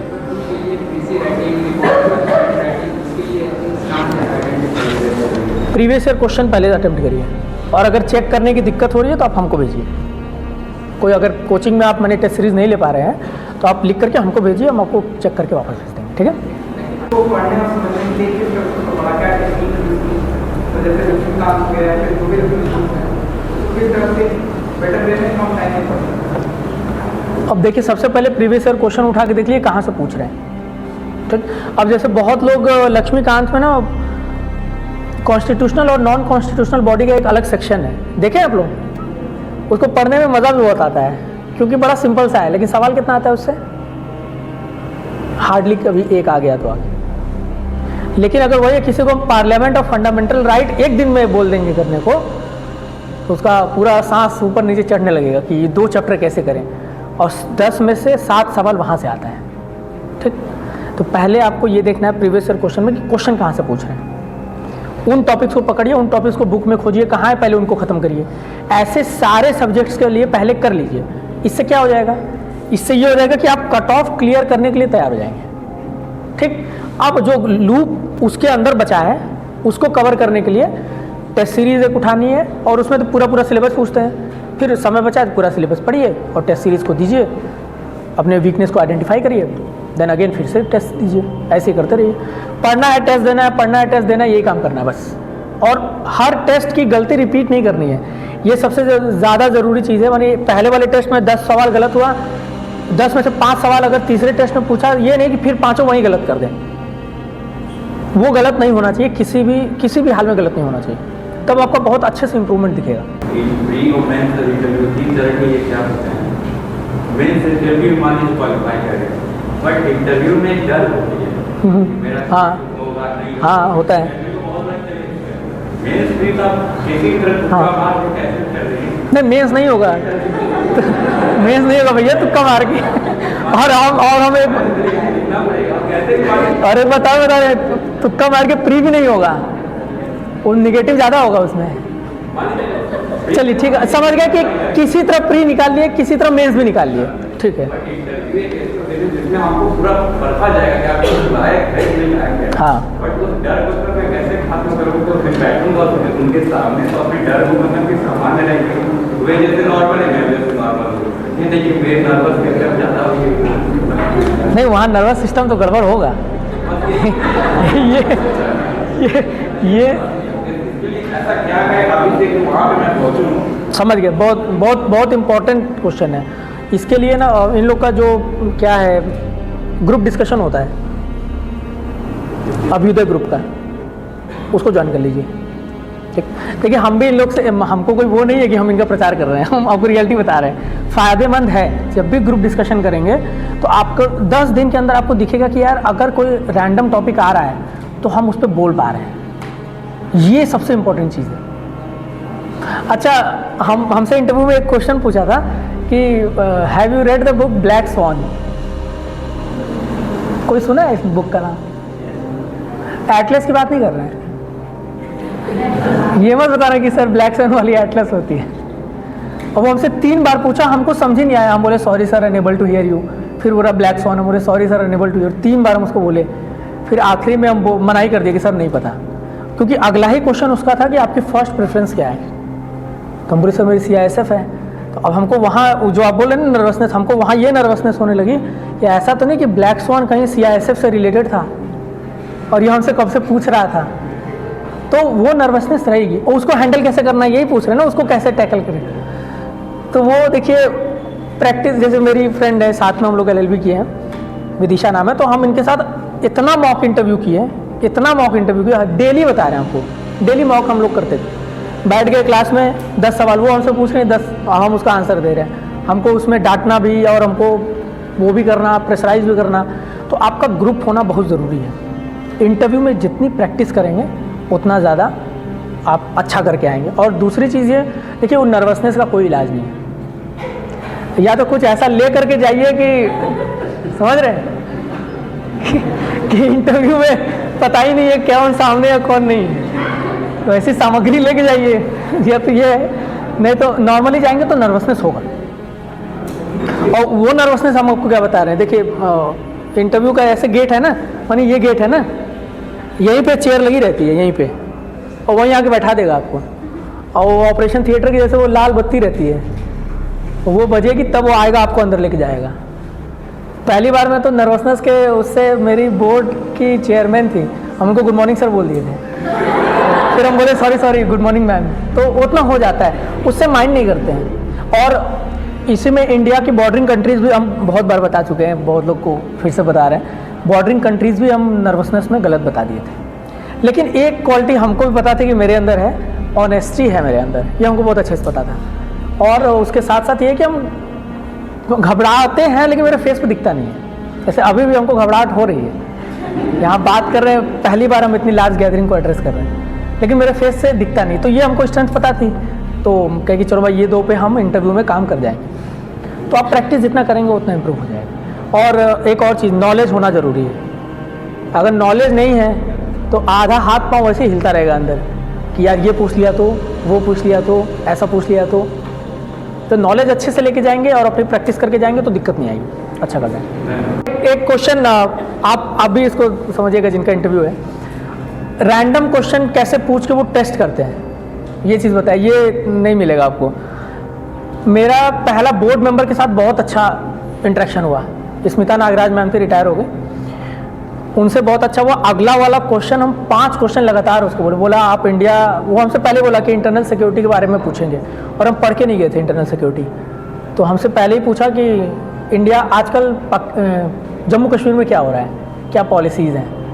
हम बोले sir I don't know sir, but इतना पता है हमको कि मतलब इंग्लिश में था, sir I know this much that some initiatives have been taken to engage youth in activities for economic interest and some cinema halls are being also opened so that youth channelizes their energy।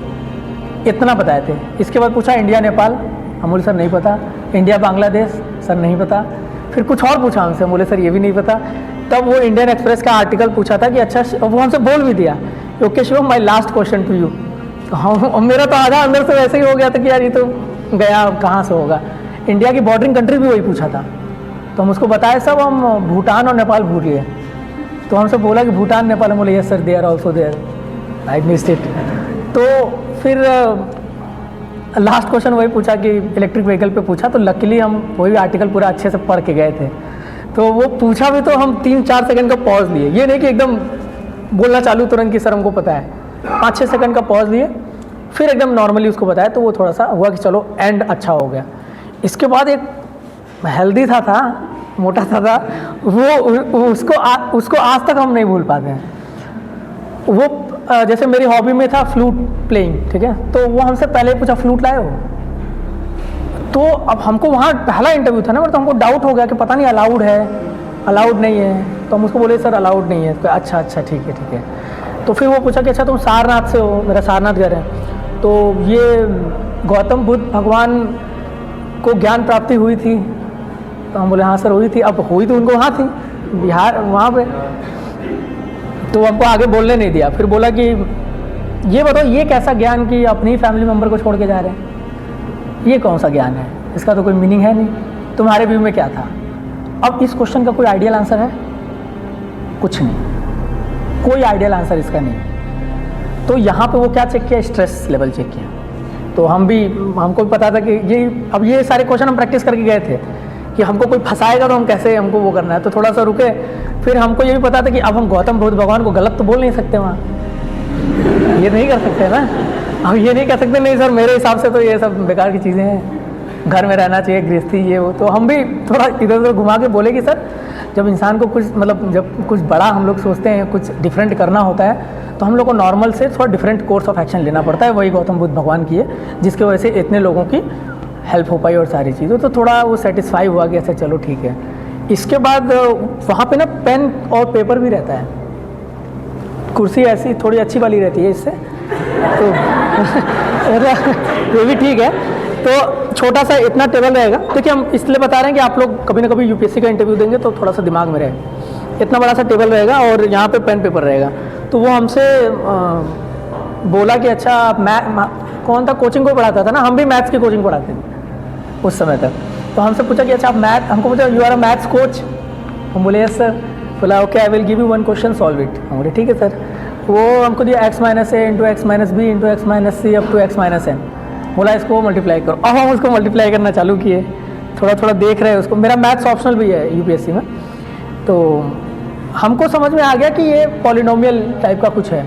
तो वो बोला कि answer is 0, और वो 0 answer उसका है नहीं, वो हमको पता था बहुत अच्छे से। अब हम उससे बहसते ना अगर उस समय, तो फिर सिस्टम गड़बड़ हो जाता। तो हम बोले okay sir I will read more about it. हम वहाँ खाली होकर हट गए धीरे से। तो ये भी चीज़ आपको ऑन द स्पॉट थोड़ा सोचना पड़ेगा कि लड़ना है नहीं लड़ना है, भाई ये ना हो कि वो गलत प्रूफ सही प्रूफ करने के चक्कर में अपना ही कुछ नुकसान कर बैठे। तो ये सारी चीज़ें थोड़ी थोड़ी इंटरव्यू में होती हैं। और इस बार की तो सबसे इंटरेस्टिंग बात ये था कि 4 लोगों का मेंबर, मतलब 4 मेंबर होते हैं। पहला हमसे पूछा अच्छे से बढ़िया से नक्सलिज्म ये सब वो सब। दूसरा मेंबर यहाँ इतना क्लोज बैठे थे, हम यहाँ बैठे थे, एक मेंबर वहाँ, एक मेंबर वहाँ, एक मेंबर वहाँ और एक मेंबर यहाँ, इतना क्लोज प्रॉक्सिमिटी में से हम लोग।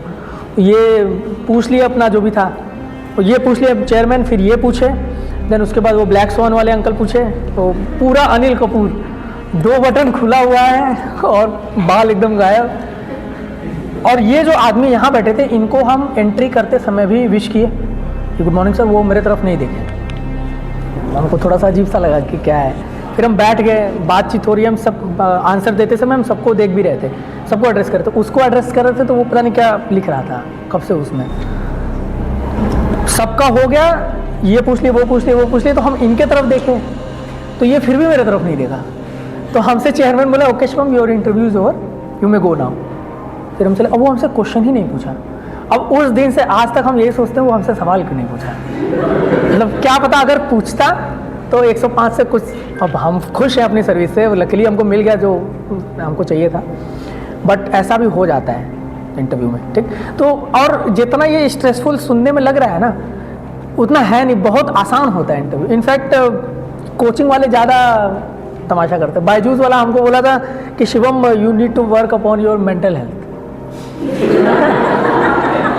और वो काउंसलिंग रूम में बुला के एक लेडी थी उसके सामने कि शिवम आपकी मेंटल हेल्थ सही नहीं है ये वो। हम बोले सर रहने दीजिए, हम जा रहे हैं, हम वहाँ से निकल गए थे। तो ऐसा भी होता है कि मॉक को बहुत सीरियसली नहीं लेना है कोचिंग वालों को, ठीक। उनको पैसा बनाना उनका एम है, ठीक है। आप हमसे पर्सनली 1 to 1 बात करेंगे तो वो मेरा एम पैसा बनाना नहीं है, हम आपको रियलिटी बताएंगे, ठीक कैसे है। अब पता नहीं किसका क्वेश्चन आपका, सॉरी आप खड़ी हैं तब से। तो ग्रेजुएशन के बाद ही तो देंगी अपीयरिंग में, ग्रेजुएशन के अपीयरिंग ईयर में ही तो देंगी।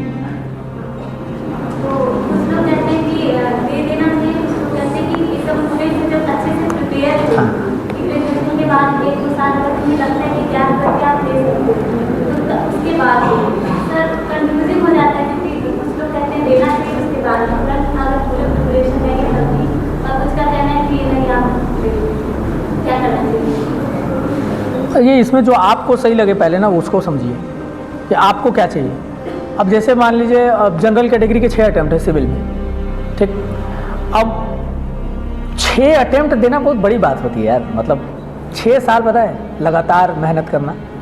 अब कोई एकदम है कि नहीं हमको IAS के अलावा कुछ चाहिए ही नहीं ज़िंदगी में, तो भैया आप अपना अटैम्प्ट बचा करके थोड़ा थोड़ा करिए। लेकिन अब मेरा पर्सनल एक्सपीरियंस है कि लाइफ बहुत बड़ी है, पता है, बहुत ज़्यादा बड़ी है। ये एग्ज़ाम एक उसका छोटा सा पार्ट है। एक हम भी जब आप लोग के साइड बैठते थे पहले ना, तो कोई ऐसे बोलता था तो हमको लगता था देखो इसका तो हो गया, हाँ ज्ञान दे रहा है यहाँ पे, लेकिन हम रियलिटी बता रहे हैं, ऐसा नहीं है। एग्ज़ाम एक छोटा सा पार्ट है, इसको ना लाइफ का एक पार्ट ही बना करके रखिए। बाकी चीज़ें भी करनी है, ठीक, अपनी पढ़ाई अच्छे से बाकी चीज़ें करिए, हेल्थ अपना करिए, अपने करियर में आगे भी बढ़ना है, ये भी एक अच्छा करियर है। लेकिन इसको पूरा एम अगर आप दे रहे हैं तो 1 साल दीजिए या 2 साल दीजिए, मैक्सिमम बता रहे हैं। अगर कोई है कि 21st या 22nd में ग्रेजुएट हो गया, 21-22 साल में ग्रेजुएशन हो गई उसकी, आपके पास स्कोप है 2 साल देने का, आप आराम से 2 साल दीजिए, फिर उसके बाद भले आप आगे कोई चीज़ करिए, ठीक। लेकिन ग्रेजुएशन के जस्ट बाद देना सही है कि नहीं है, ये चीज़ आपको आपके ऊपर डिपेंडेंट है कि मतलब आप तैयारी आप कर भी अब फॉर्म भरने से परीक्षा तो निकलता नहीं है, फॉर्म तो सब भर देते हैं, अब तैयारी एकदम ही नहीं है, बिल्कुल कुछ है ही नहीं है, और फिर भी बैठ गए जाके और अटेम्प्ट वेस्ट कर दिया, तो वो गलत बात है। अच्छे से प्रिपरेशन कभी नहीं होती है, सही बता रहे हैं आपको। आप पूरी मेहनत डालिए, अगर आपको देना होगा एग्ज़ाम तो एनी हाउ आप रास्ता निकाल के परीक्षा दे देंगे, तैयारी भी कर लेंगे। लेकिन अगर आप दूसरों की बात को ज़्यादा फोकस करेंगे तो आप वही करेंगे जो दूसरे कहेंगे। तो कठपुतली बनने से अच्छा है कि खुद का काम करिए, थोड़ा सा तेज, थोड़ा सा तेज। किस मेंस लिखने के समय सिलेबस याद रहता है कि नहीं, ठीक।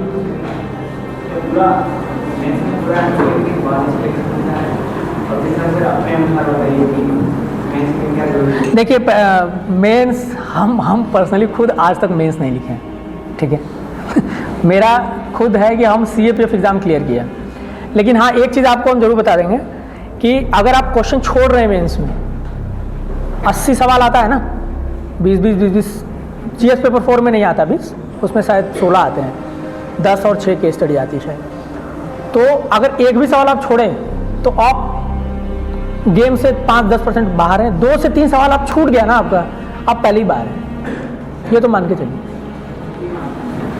आप हिंदी माध्यम है, इंग्लिश माध्यम हो, कोई माध्यम हो, उससे कोई फर्क नहीं पड़ता है। आपका सवाल अगर छूटा तो आप बाहर हो जाएंगे। तो सवाल तो छोड़, यही तो सिविल सर्विसेज मेंस में नॉलेज से ज़्यादा सब लोग क्या बार बार बोलते हैं, आंसर राइटिंग, आंसर राइटिंग। यही है वो आंसर राइटिंग, कि आपको समय के अंदर खराब ही लिख रहे हो लिख दो।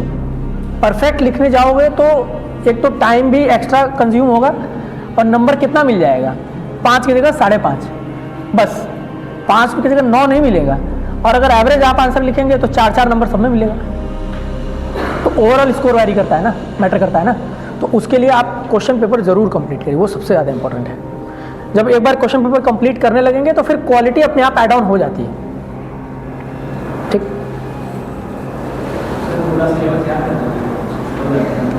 अच्छा वो कह रहे हैं GS 1, 2, 3, 4 वाला लगभग हो जाता है, अच्छे से प्रैक्टिस करेंगे तो लगभग याद हो जाएगा आपको। अब वो नहीं बताएंगे कि ऐसे कोई गिना दे कि ये ऐसे ऐसे है, ये नहीं बता सकते, बट हाँ लगभग आपको याद हो जाएगा सिलेबस।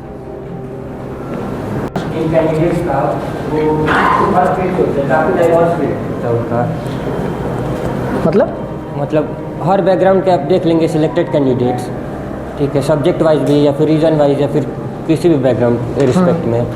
तो इंटरव्यू पैनल कुछ क्वालिटीज सब में खोजता होगा जो सब में कॉमन होगा रिगार्डलेस ऑफ देयर बैकग्राउंड। तो क्या क्वालिटीज़ है वो आपके हिसाब से जो पैनल कैंडिडेट में खोजता है? देखो ये वाली चीज़ तो किसी को नहीं पता है, UPSC इंटरव्यू मेंबर क्या खोजते हैं, बट 2 क्वालिटी ज़रूर खोजते हैं। आप एटलीस्ट ऑनेस्ट रहें, और ऑनेस्ट अगर मतलब बहुत बेसिक सी चीज़ है ना, कोई सिविल सर्वेंट बना दिया बेईमान, कोई मतलब है? कोई मतलब ही नहीं। तो ऑनेस्टी आपकी वो कैसे चेक करेंगे? आपको कुछ रैंडम क्वेश्चन दे देंगे, आपसे पूछ लेंगे आता है आपको, आप बोलेंगे हाँ, अब उसी में फंसा देगा आपको, तो वो समझ जाएगा कि यार ये यही झूठ बोल रहा है। जब इंटरव्यू में ही झूठ बोल दे रहा है तो ज़िंदगी में क्या करेगा? तो वो सब चीज़ें क्वालिटी थोड़ी होती है। आपको ऑनेस्टी सबसे इम्पॉर्टेंट और सबसे महत्वपूर्ण ट्रेट है किसी भी इंडिविजुअल का। सिविल सर्विसेज तो बहुत छोटा है, ये इंडिविजुअल लाइफ में बता रहे हैं। आप ऑनेस्ट है तो आपके फ्रेंड्स बढ़िया रहेंगे, रिलेशन अच्छा रहेगा लोगों से, मम्मी पापा से, दोस्तों से। तो ऑनेस्टी सबसे बड़ी चीज़ है।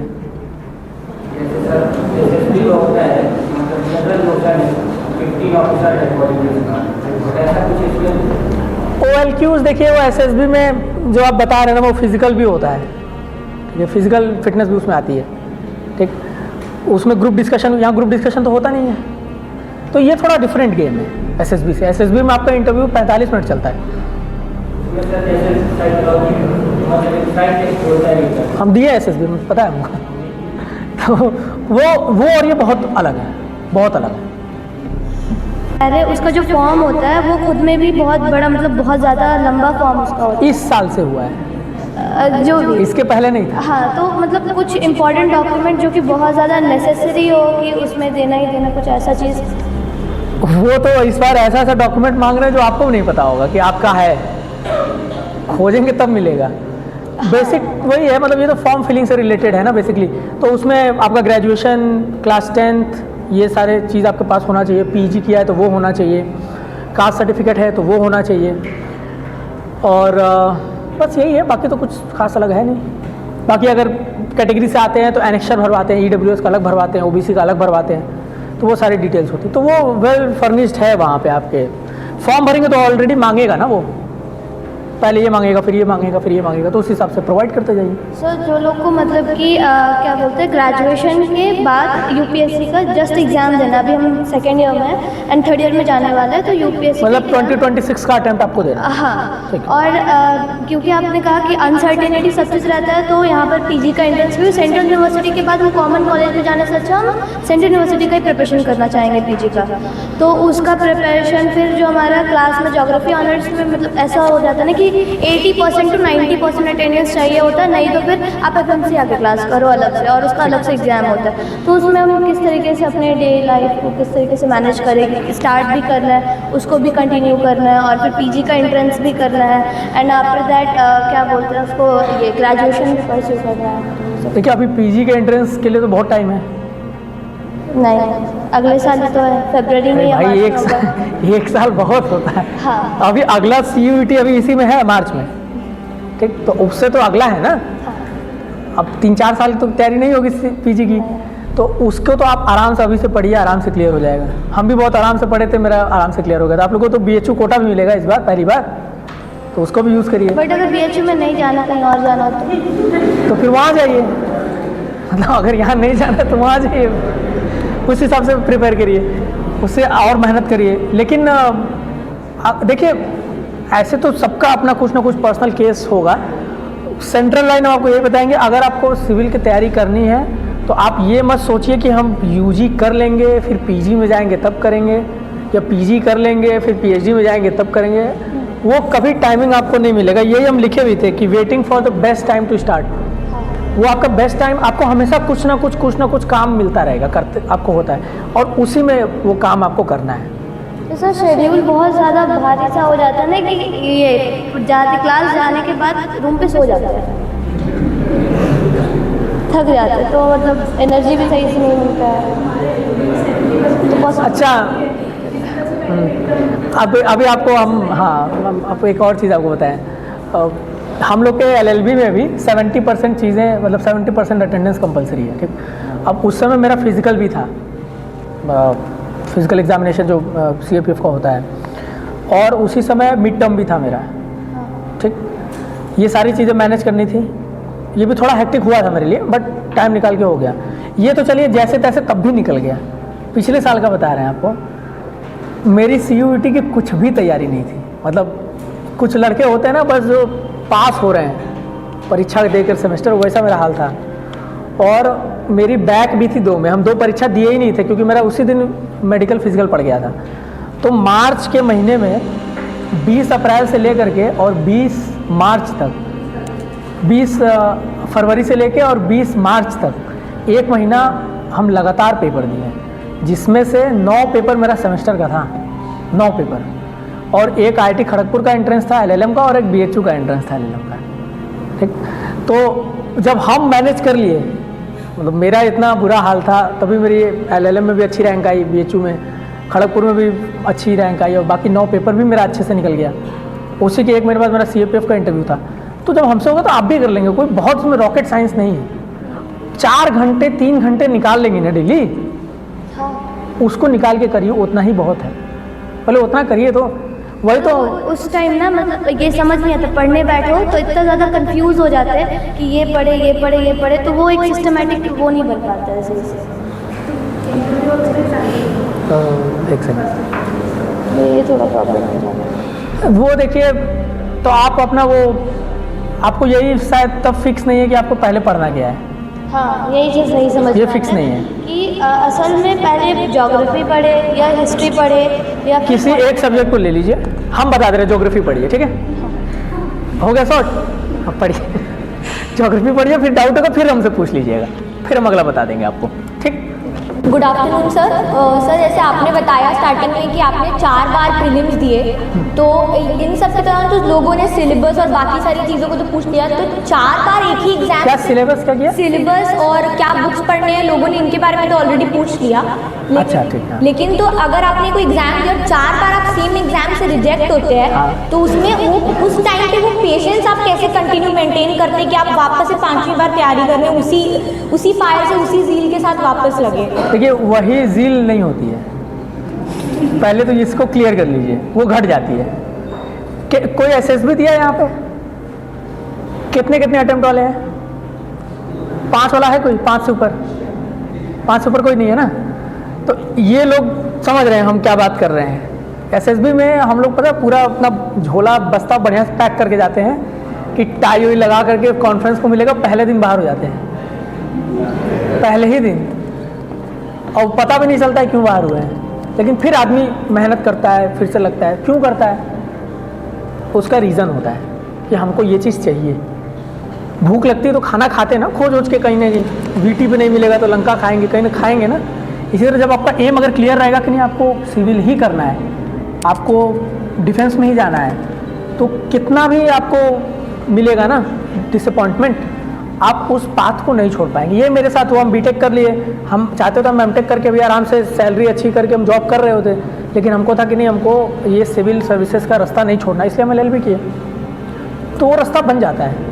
तो सर क्या अगर हम जैसे फिर हमारा एम ही है कि हमें सिविल सर्विसेज में ही जाना है, पर फिर भी तो क्या बैकअप ऑप्शन रखना गलत तो नहीं? गलत नहीं है, बैकअप ऑप्शन रखना गलत नहीं है। वो एक अटेम्प्ट अच्छा लगता है देने में कि भाई हम तो आज़ाद चिड़िया जैसे हैं, जो पढ़ना है पढ़ रहे हैं, कोई टेंशन नहीं है। वो 1-2 अटेम्प्ट अच्छा लगता है, उसके बाद बहुत दुर्दशा हो जाती है। तो आप बैकअप ऑप्शन ज़रूर रखिए, और मेरा तो ये मानना है कि बैकअप ऑप्शन रखेंगे ना तो दिमाग लाइट रहेगा, टेंशन उतनी नहीं होगी कि अरे यार नहीं तो हर चौथे 5वें घंटे ये क्वेश्चन आएगा, नहीं हुआ तो तब क्या करेंगे। मेरी स्थिति इतनी कम हो गई थी, अभी कोई शायद एक लेडी पीछे फ़ोन चला रही है शायद, वो अच्छा ठीक है थैंक यू। तो ये अभी बता रही ना कि इनका खर्चा निकल जाता है कोचिंग पढ़ाने से, मेरा खर्चा भी नहीं निकल रहा, पता है आपको। हम खर्चे की बात छोड़िए, हमको तो मिल ही नहीं रहा था कि हम कहीं से हमको कुछ मिल जाए, ऐसा हो गया था। कहाँ हम 18-20 लाख की नौकरी छोड़ के आए थे, हम सोच रहे थे 1-2 हज़ार रुपये महीना मिल जाए, यहाँ तक दशा हो जाती है। ठीक, तो ऐसा मतलब इतना मतलब मेरे जैसे ये रोलर कोस्टर वाला काम मत करिए आप लोग, ठीक है। अपना बैकअप ऑप्शन रखिए। फिर जैसे मेरा अच्छा हाँ, एक सबका ये भी था ना कि यार मतलब छोड़ के तैयारी करें कि PG करते समय तैयारी करें, कई लोग क्वेश्चन पूछे। अब जैसे मेरा पर्सनली क्या, जैसे ही हम LLB में एडमिशन लिए ना, मेरा सारा एग्जाम क्लियर होने लग गया। अब हम ये नहीं बोल रहे कि जादू है, कुछ ऐसा है LLB में आ जाइए सब लोग, लेकिन एक ऐसे बता रहे हैं कि जब मेंटली फ्री हो गए थोड़ा ना, कि चलो यार कुछ नहीं है तो कम से कम मेरी LLB तो हो रही है। नहीं तो उस तरह घर में बैठे बैठे, हम राजेंद्र नगर भी रहे दिल्ली में बहुत दिन, तो बड़ा वो होता था यार कि 18,000-17,000 किराया है, पापा ये दे रहे हैं पैसा, वो ये फलाना, बहुत दिमाग में स्ट्रेस क्रिएट होता है। ये सब फालतू चीज़ें अवॉइड करिए, ठीक। एक अपना बैकअप ऑप्शन रखिए और अपने प्रोसेस पे भरोसा करिए कि अगर आप बढ़िया से मेहनत करेंगे तो आपको जो सर्विस चाहिए आपको वो सर्विस मिल जाएगी, ठीक। Thank you sir.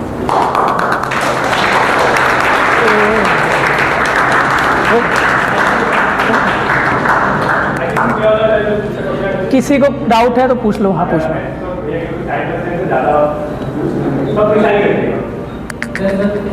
जाएंगे।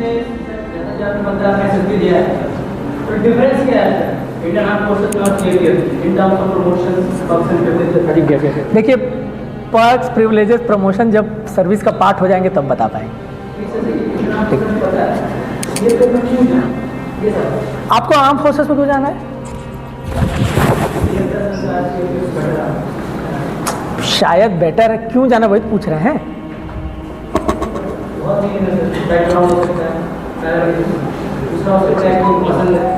ठीक, अभी ठीक है।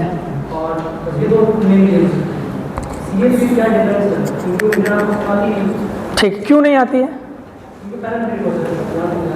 पैरामिलिट्री है या CAPF है?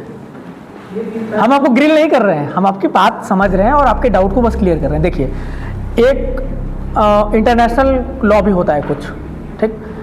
अगर अच्छा यही बताइए ना कि जब बहुत बेसिक सी चीज़ बताइए, कोई देश है, ठीक है, तो अगर वो उस देश का प्रधानमंत्री या प्रेसिडेंट चाहे तो मैक्सिमम आर्मी रख सकता है ना भाई। हमसे हमारे देश में जितने सैनिक हैं, कोई दूसरा देश हमसे ज़्यादा सैनिक रख सकता है ना, उसको क्या दिक्कत है? अगर पॉपुलेशन उसके पास है तो हो सकता है, लेकिन नहीं होता है, क्योंकि कुछ इंटरनेशनल कन्वेंशन और कुछ इंटरनेशनल रूल्स हैं कि एक लिमिट के बाद आप आर्म फोर्सेस नहीं रख सकते, ठीक। अब इस कंडीशन में देश की स्थिति को संभालने के लिए हमेशा आर्मी, नेवी, एयरफोर्स तो इंगेज होगी नहीं, कोई और भी चाहिए। अब इसलिए उनको वो नाम नहीं देते, इसलिए इनको हम लोग सेंट्रल आर्म पुलिस फोर्सेस, पहले इनको सेंट्रल पैरामिलिट्री फोर्सेस ही कहते थे, लेकिन पैरामिलिट्री क्योंकि जो आपका मिडिल ईस्ट में कुछ एरिया है ना, तो वहाँ पे जो टेररिस्ट ग्रुप थे उनको पैरामिलिट्री पहले बोला जाता था। ये इंटरव्यू में क्वेश्चन भी पूछते हैं, इसका ध्यान रखिएगा कि भाई क्यों कहते हैं। तो अब इंडिया में थोड़ा लगा कि यार डेरोगेटरी हो रहा है ना भाई, हमारे देश के सैनिक CRPF, सबसे ज़्यादा कैजुअलिटी CRPF में, आपके इंडियन आर्मी से भी बहुत हाई है, सबसे ज़्यादा गैलेंट्री अवार्ड भी उन्हीं के पास है, BSF के पास इतना है। तो अब बोलो भाई इनको पैरामिलिट्री बोल रहे हैं, तो फिर नाम जो है चेंज कर दिया गया कि नहीं, इनको CAPF बोला जाए, सिर्फ नाम ही चेंज है। अब बात यह है कि सरकार के पास पैसे की भी दिक्कत है, ठीक है, इसलिए वो मिनिस्ट्री ऑफ डिफेंस में तो उनके अलावेंस, उनकी कैंटीन, उनके सैलरी तो हमारे बराबर ही है, सैलरी कोई बहुत अलग नहीं है, बट कुछ चीज़ें उनकी फिक्स हैं, जो ऑब्वियस सी बात है कि CAPF से फैसिलिटीज़ के मामले में कुछ जगह बेहतर है डिफेंस फोर्सेस, इसमें कोई डाउट नहीं है। लेकिन अब बहुत ऐसी भी चीज़ें हैं जहाँ पे आपके CAPF की फैसिलिटी आपके आर्म फोर्सेस से बेहतर हो गई है, बहुत ऐसे फैसिलिटीज़ हैं। ITBP में जैसे पर्सनली हम ही हैं, तो सीनियर से इंटरेक्शन होता है जब, तो जो हम लोग के बॉर्डर आउटपोस्ट बने हैं इस समय, जो चाइना के साइड जब गलवान वाला हुआ, तो कौन गया भाई? पहले ITBP तो गई, उसके बाद फिर आर्मी आई, पहले आर्मी नहीं गई, ITBP गई, फिर वो की, फिर आई आर्मी। तो सबका रोल अपना डिवाइडेड है, सबका रोल अलग है। आर्मी बॉर्डर नहीं गार्ड कर सकती है, बॉर्डर गार्डिंग फोर्सेस इसीलिए बनाया गया, CRPF को इसीलिए बनाया गया कि इंटरनल सिक्योरिटी को देखें। आर्मी की ट्रेनिंग वैसी नहीं है। अब जिस हिसाब से आर्मी ऑपरेट करती है, पैरा SF वाले ऑपरेट करते हैं मिलिटेंसी के लिए, उस हिसाब से भाई ऑब्वियस सी बात है CAPF वाले ऑपरेट नहीं करेंगे, उनकी ट्रेनिंग नहीं हुई है। तो सबका रोल अपना अलग है, कोई ऊपर कोई नीचे नहीं है। अगर आपका पर्सनल इंटरेस्ट है कि नहीं आपको इंडियन आर्मी वो हो, हम समझ रहे हैं आपकी बात, हम भी SSB दिए हैं बहुत, मेरा भी था पहला ये था कि हमको इंडियन आर्मी में जाना है, बट अगर नहीं हुआ उसमें तो CAPF भी अच्छा ऑप्शन है। लेकिन कभी भी ऐसा मत जैसे हम इसलिए नहीं कह रहे कि हम सेलेक्टेड हैं भाई, हमको उसको बढ़ावा देना है, लेकिन ये भी रियली बता रहे हैं अच्छा ऑप्शन है, ये भी कोई ऐसा ऑप्शन नहीं। हाँ, लोगों को अवेयरनेस कम है, बात ये ये हमको भी आइडिया नहीं है, हमको खुद लेना है नहीं लेना है, हमको ज्वाइन करना है, मतलब हमको इसका आइडिया ज़्यादा नहीं है प्रिपरेटरी के लिए। कभी ज्वाइनिंग तो मेरी हो, अभी तो मेरा ज्वाइनिंग लेटर ही नहीं आया है, तब तो पता चलेगा। हो गया सबका?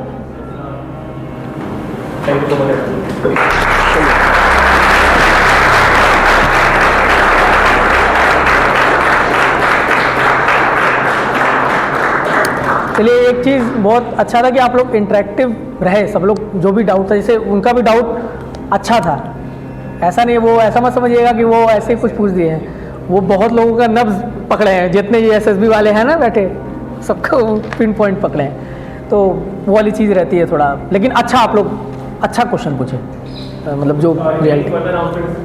हाँ, आइए।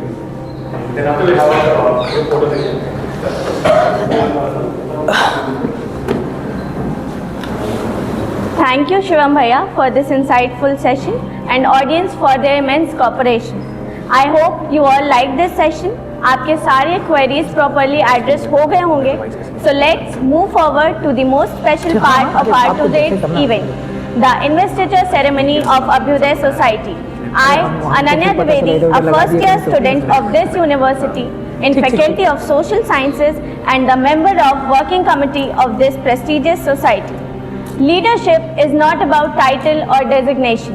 It is about influence, inspiration, and impact. And today, we entrust responsibilities to individuals who have shown dedication, commitment, and passion for this society.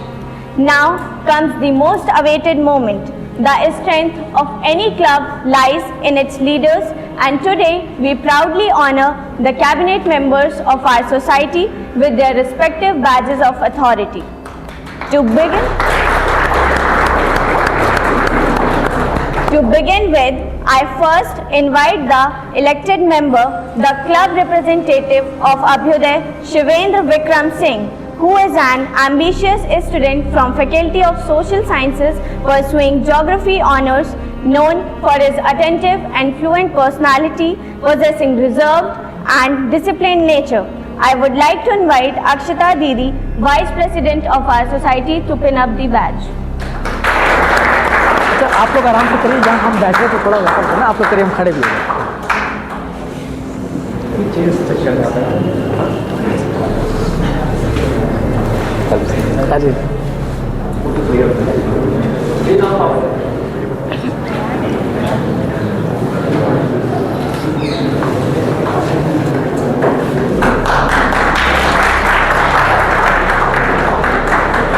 अरे बैठेंगे तो फोटो नहीं होगा। हाँ, तो साइड ही हटा देते हैं थोड़ा।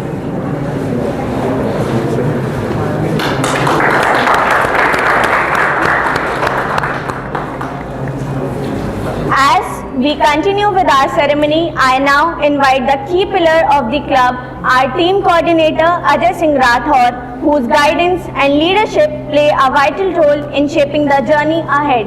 He is a resourceful student from Faculty of Social Sciences pursuing his graduation in History Honours.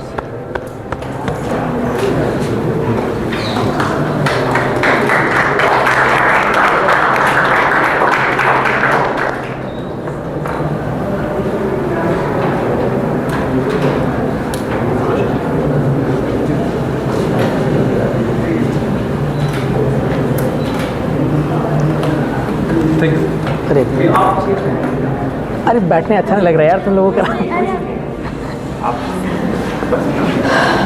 Now, I want to introduce one of the crucial role holders of our society, Govinda Maheshwari, the tech and media head.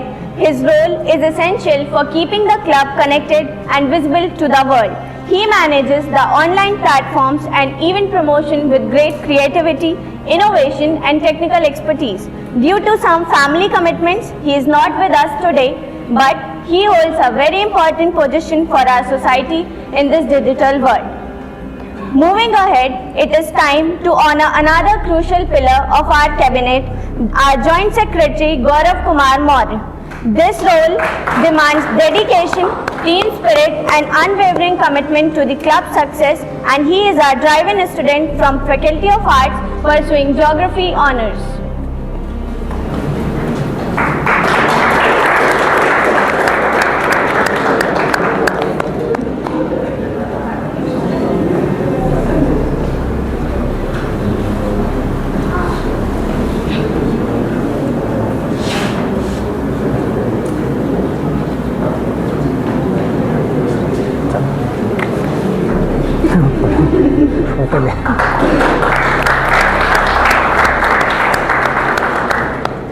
Now, let's honor another joint secretary of our society, the essential element of our club, Pratyasha Adarsh, who carries great responsibility and ensures seamless coordination. She is a blend of passion, dedication, and creativity, brings in strategic insight to the forefront. She hails from the Faculty of Social Sciences and is pursuing her graduation in History Honours.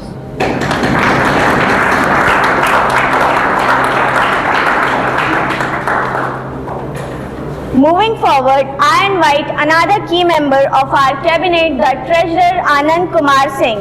His role at this position is of great responsibility, ensuring transparency, accountability and efficient management of society's financial affairs.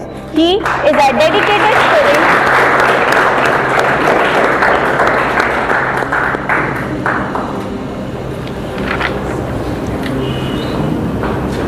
Now it is time to honor one of the most hard-working leader of our club, our Secretary Shaurya Pratap Singh.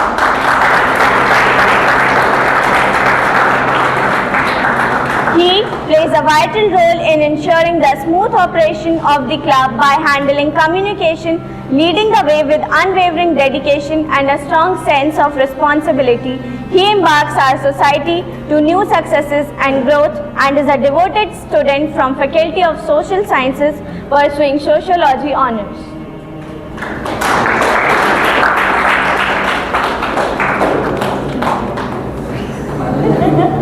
क्या हुआ? होता है दूसरा जगह था। चल ठीक है, ऐसे लेके चले जाता क्या कहता है। कितना स्ट्रॉन्ग है भाई? ठीक है, बैठ जाएगी। हाथ बचा के हाथ। जी जी। रुको रुको रुको, इशू है। दो तो शार्प नहीं आ गया। हाँ ये, हाँ उसको चेंज कर। Okay.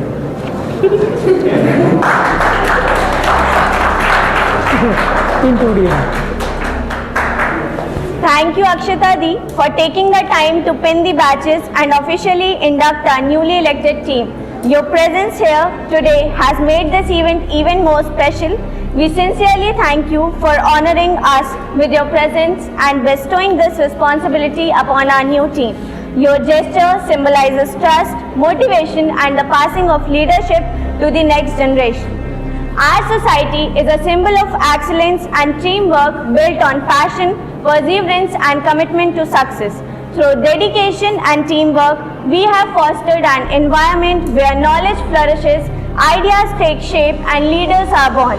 Each member has played a vital role in shaping this society into a beacon of inspiration, and together we will continue to push boundaries and create a brighter future. We have full confidence that this new elected team will lead with integrity, uphold the club's legacy and create a lasting impact. With this, I would like to invite our club secretary Shaurya Bhaiya for delivering the vote of thanks.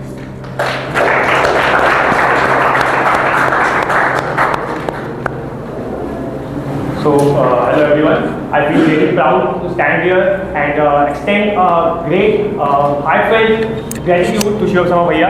Bhaiya, your presence here. Oh, just a second.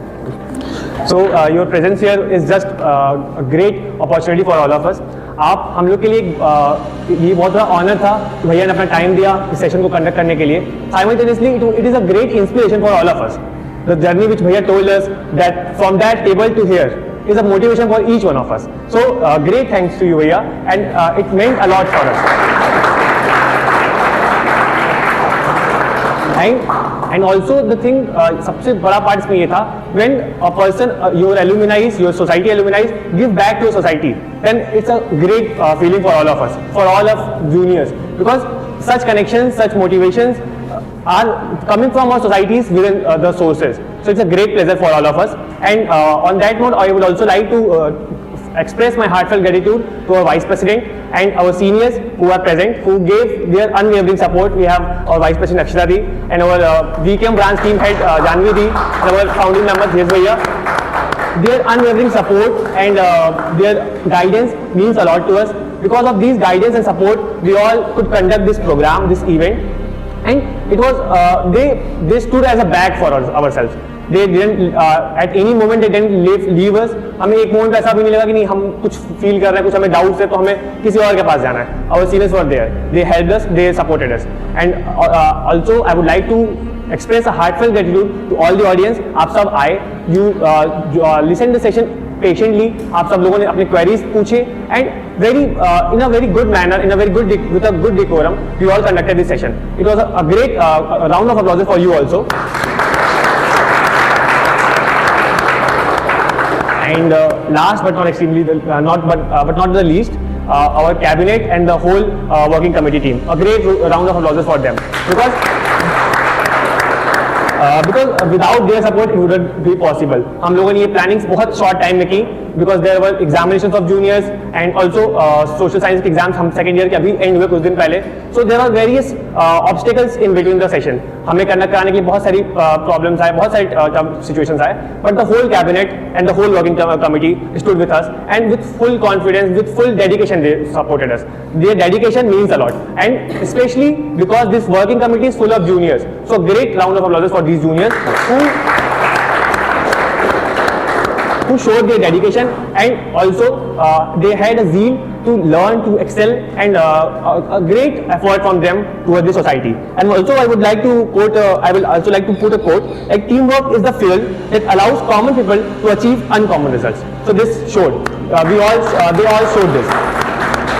And the quote which says like, alone we can do little, together we can do so much. So this we have proved today, because in a short term we can, in a very short span of time we did all the plannings, and today we are in front of you all, and I hope you all enjoyed the session and it was a fruitful session definitely, because a lot of insights जो हमें YouTube से आज सबके पास YouTube है, सबके पास information का बहुत सारा भंडार है, बट जो एक पर्सनल इंटरेक्शन से डाउट्स क्लियर होते हैं, this is like unmatchable, unparalleled. इसका कोई अदर ऑप्शन नहीं है, अल्टरनेट नहीं है. That is why we wanted and we requested भैया कि because we had already made like our whole committee has, our team has met bhaiya, they have asked their questions, but we wanted the audience, the members who are part of our Abhyuday club, though they are not regular, वो sessions नहीं आ पा रहे हैं, but अगर वो हमारी society में जुड़े हैं, हमारे clubs के साथ जुड़े हैं, तो we want to extend whatever information, whatever thing we can do from our side, we wanted to extend to you all.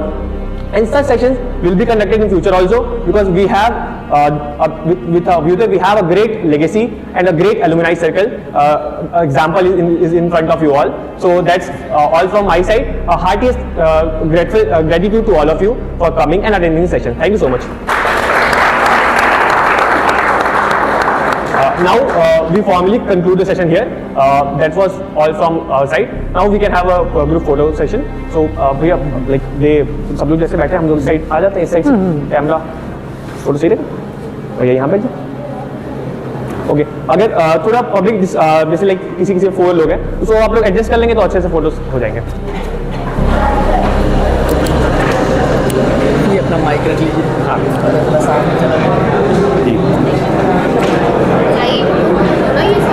Lights on कर देना.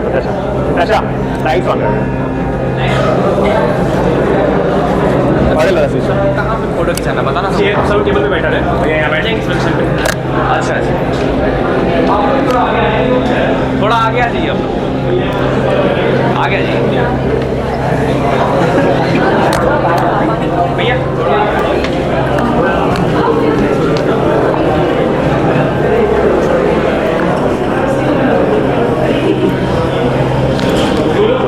यहाँ पे बैठे इसलिए सब लोग एडजस्ट हो सके. यहाँ फ्री यहाँ इस वाले क्या दिख रहा है, इस वाले उसमें फ्री है, इसमें आ रहा है इस वाले इस रो में. हाँ वो नहीं आता है, इस रो वाले इस पे आ रही है, एडजस्ट हो जाइए इस पे भी.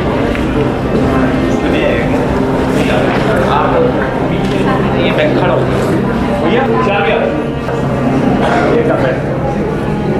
It's an honor for you also. भैया आप ऐसे जाए. अरे उस साइड अच्छा रहेगा.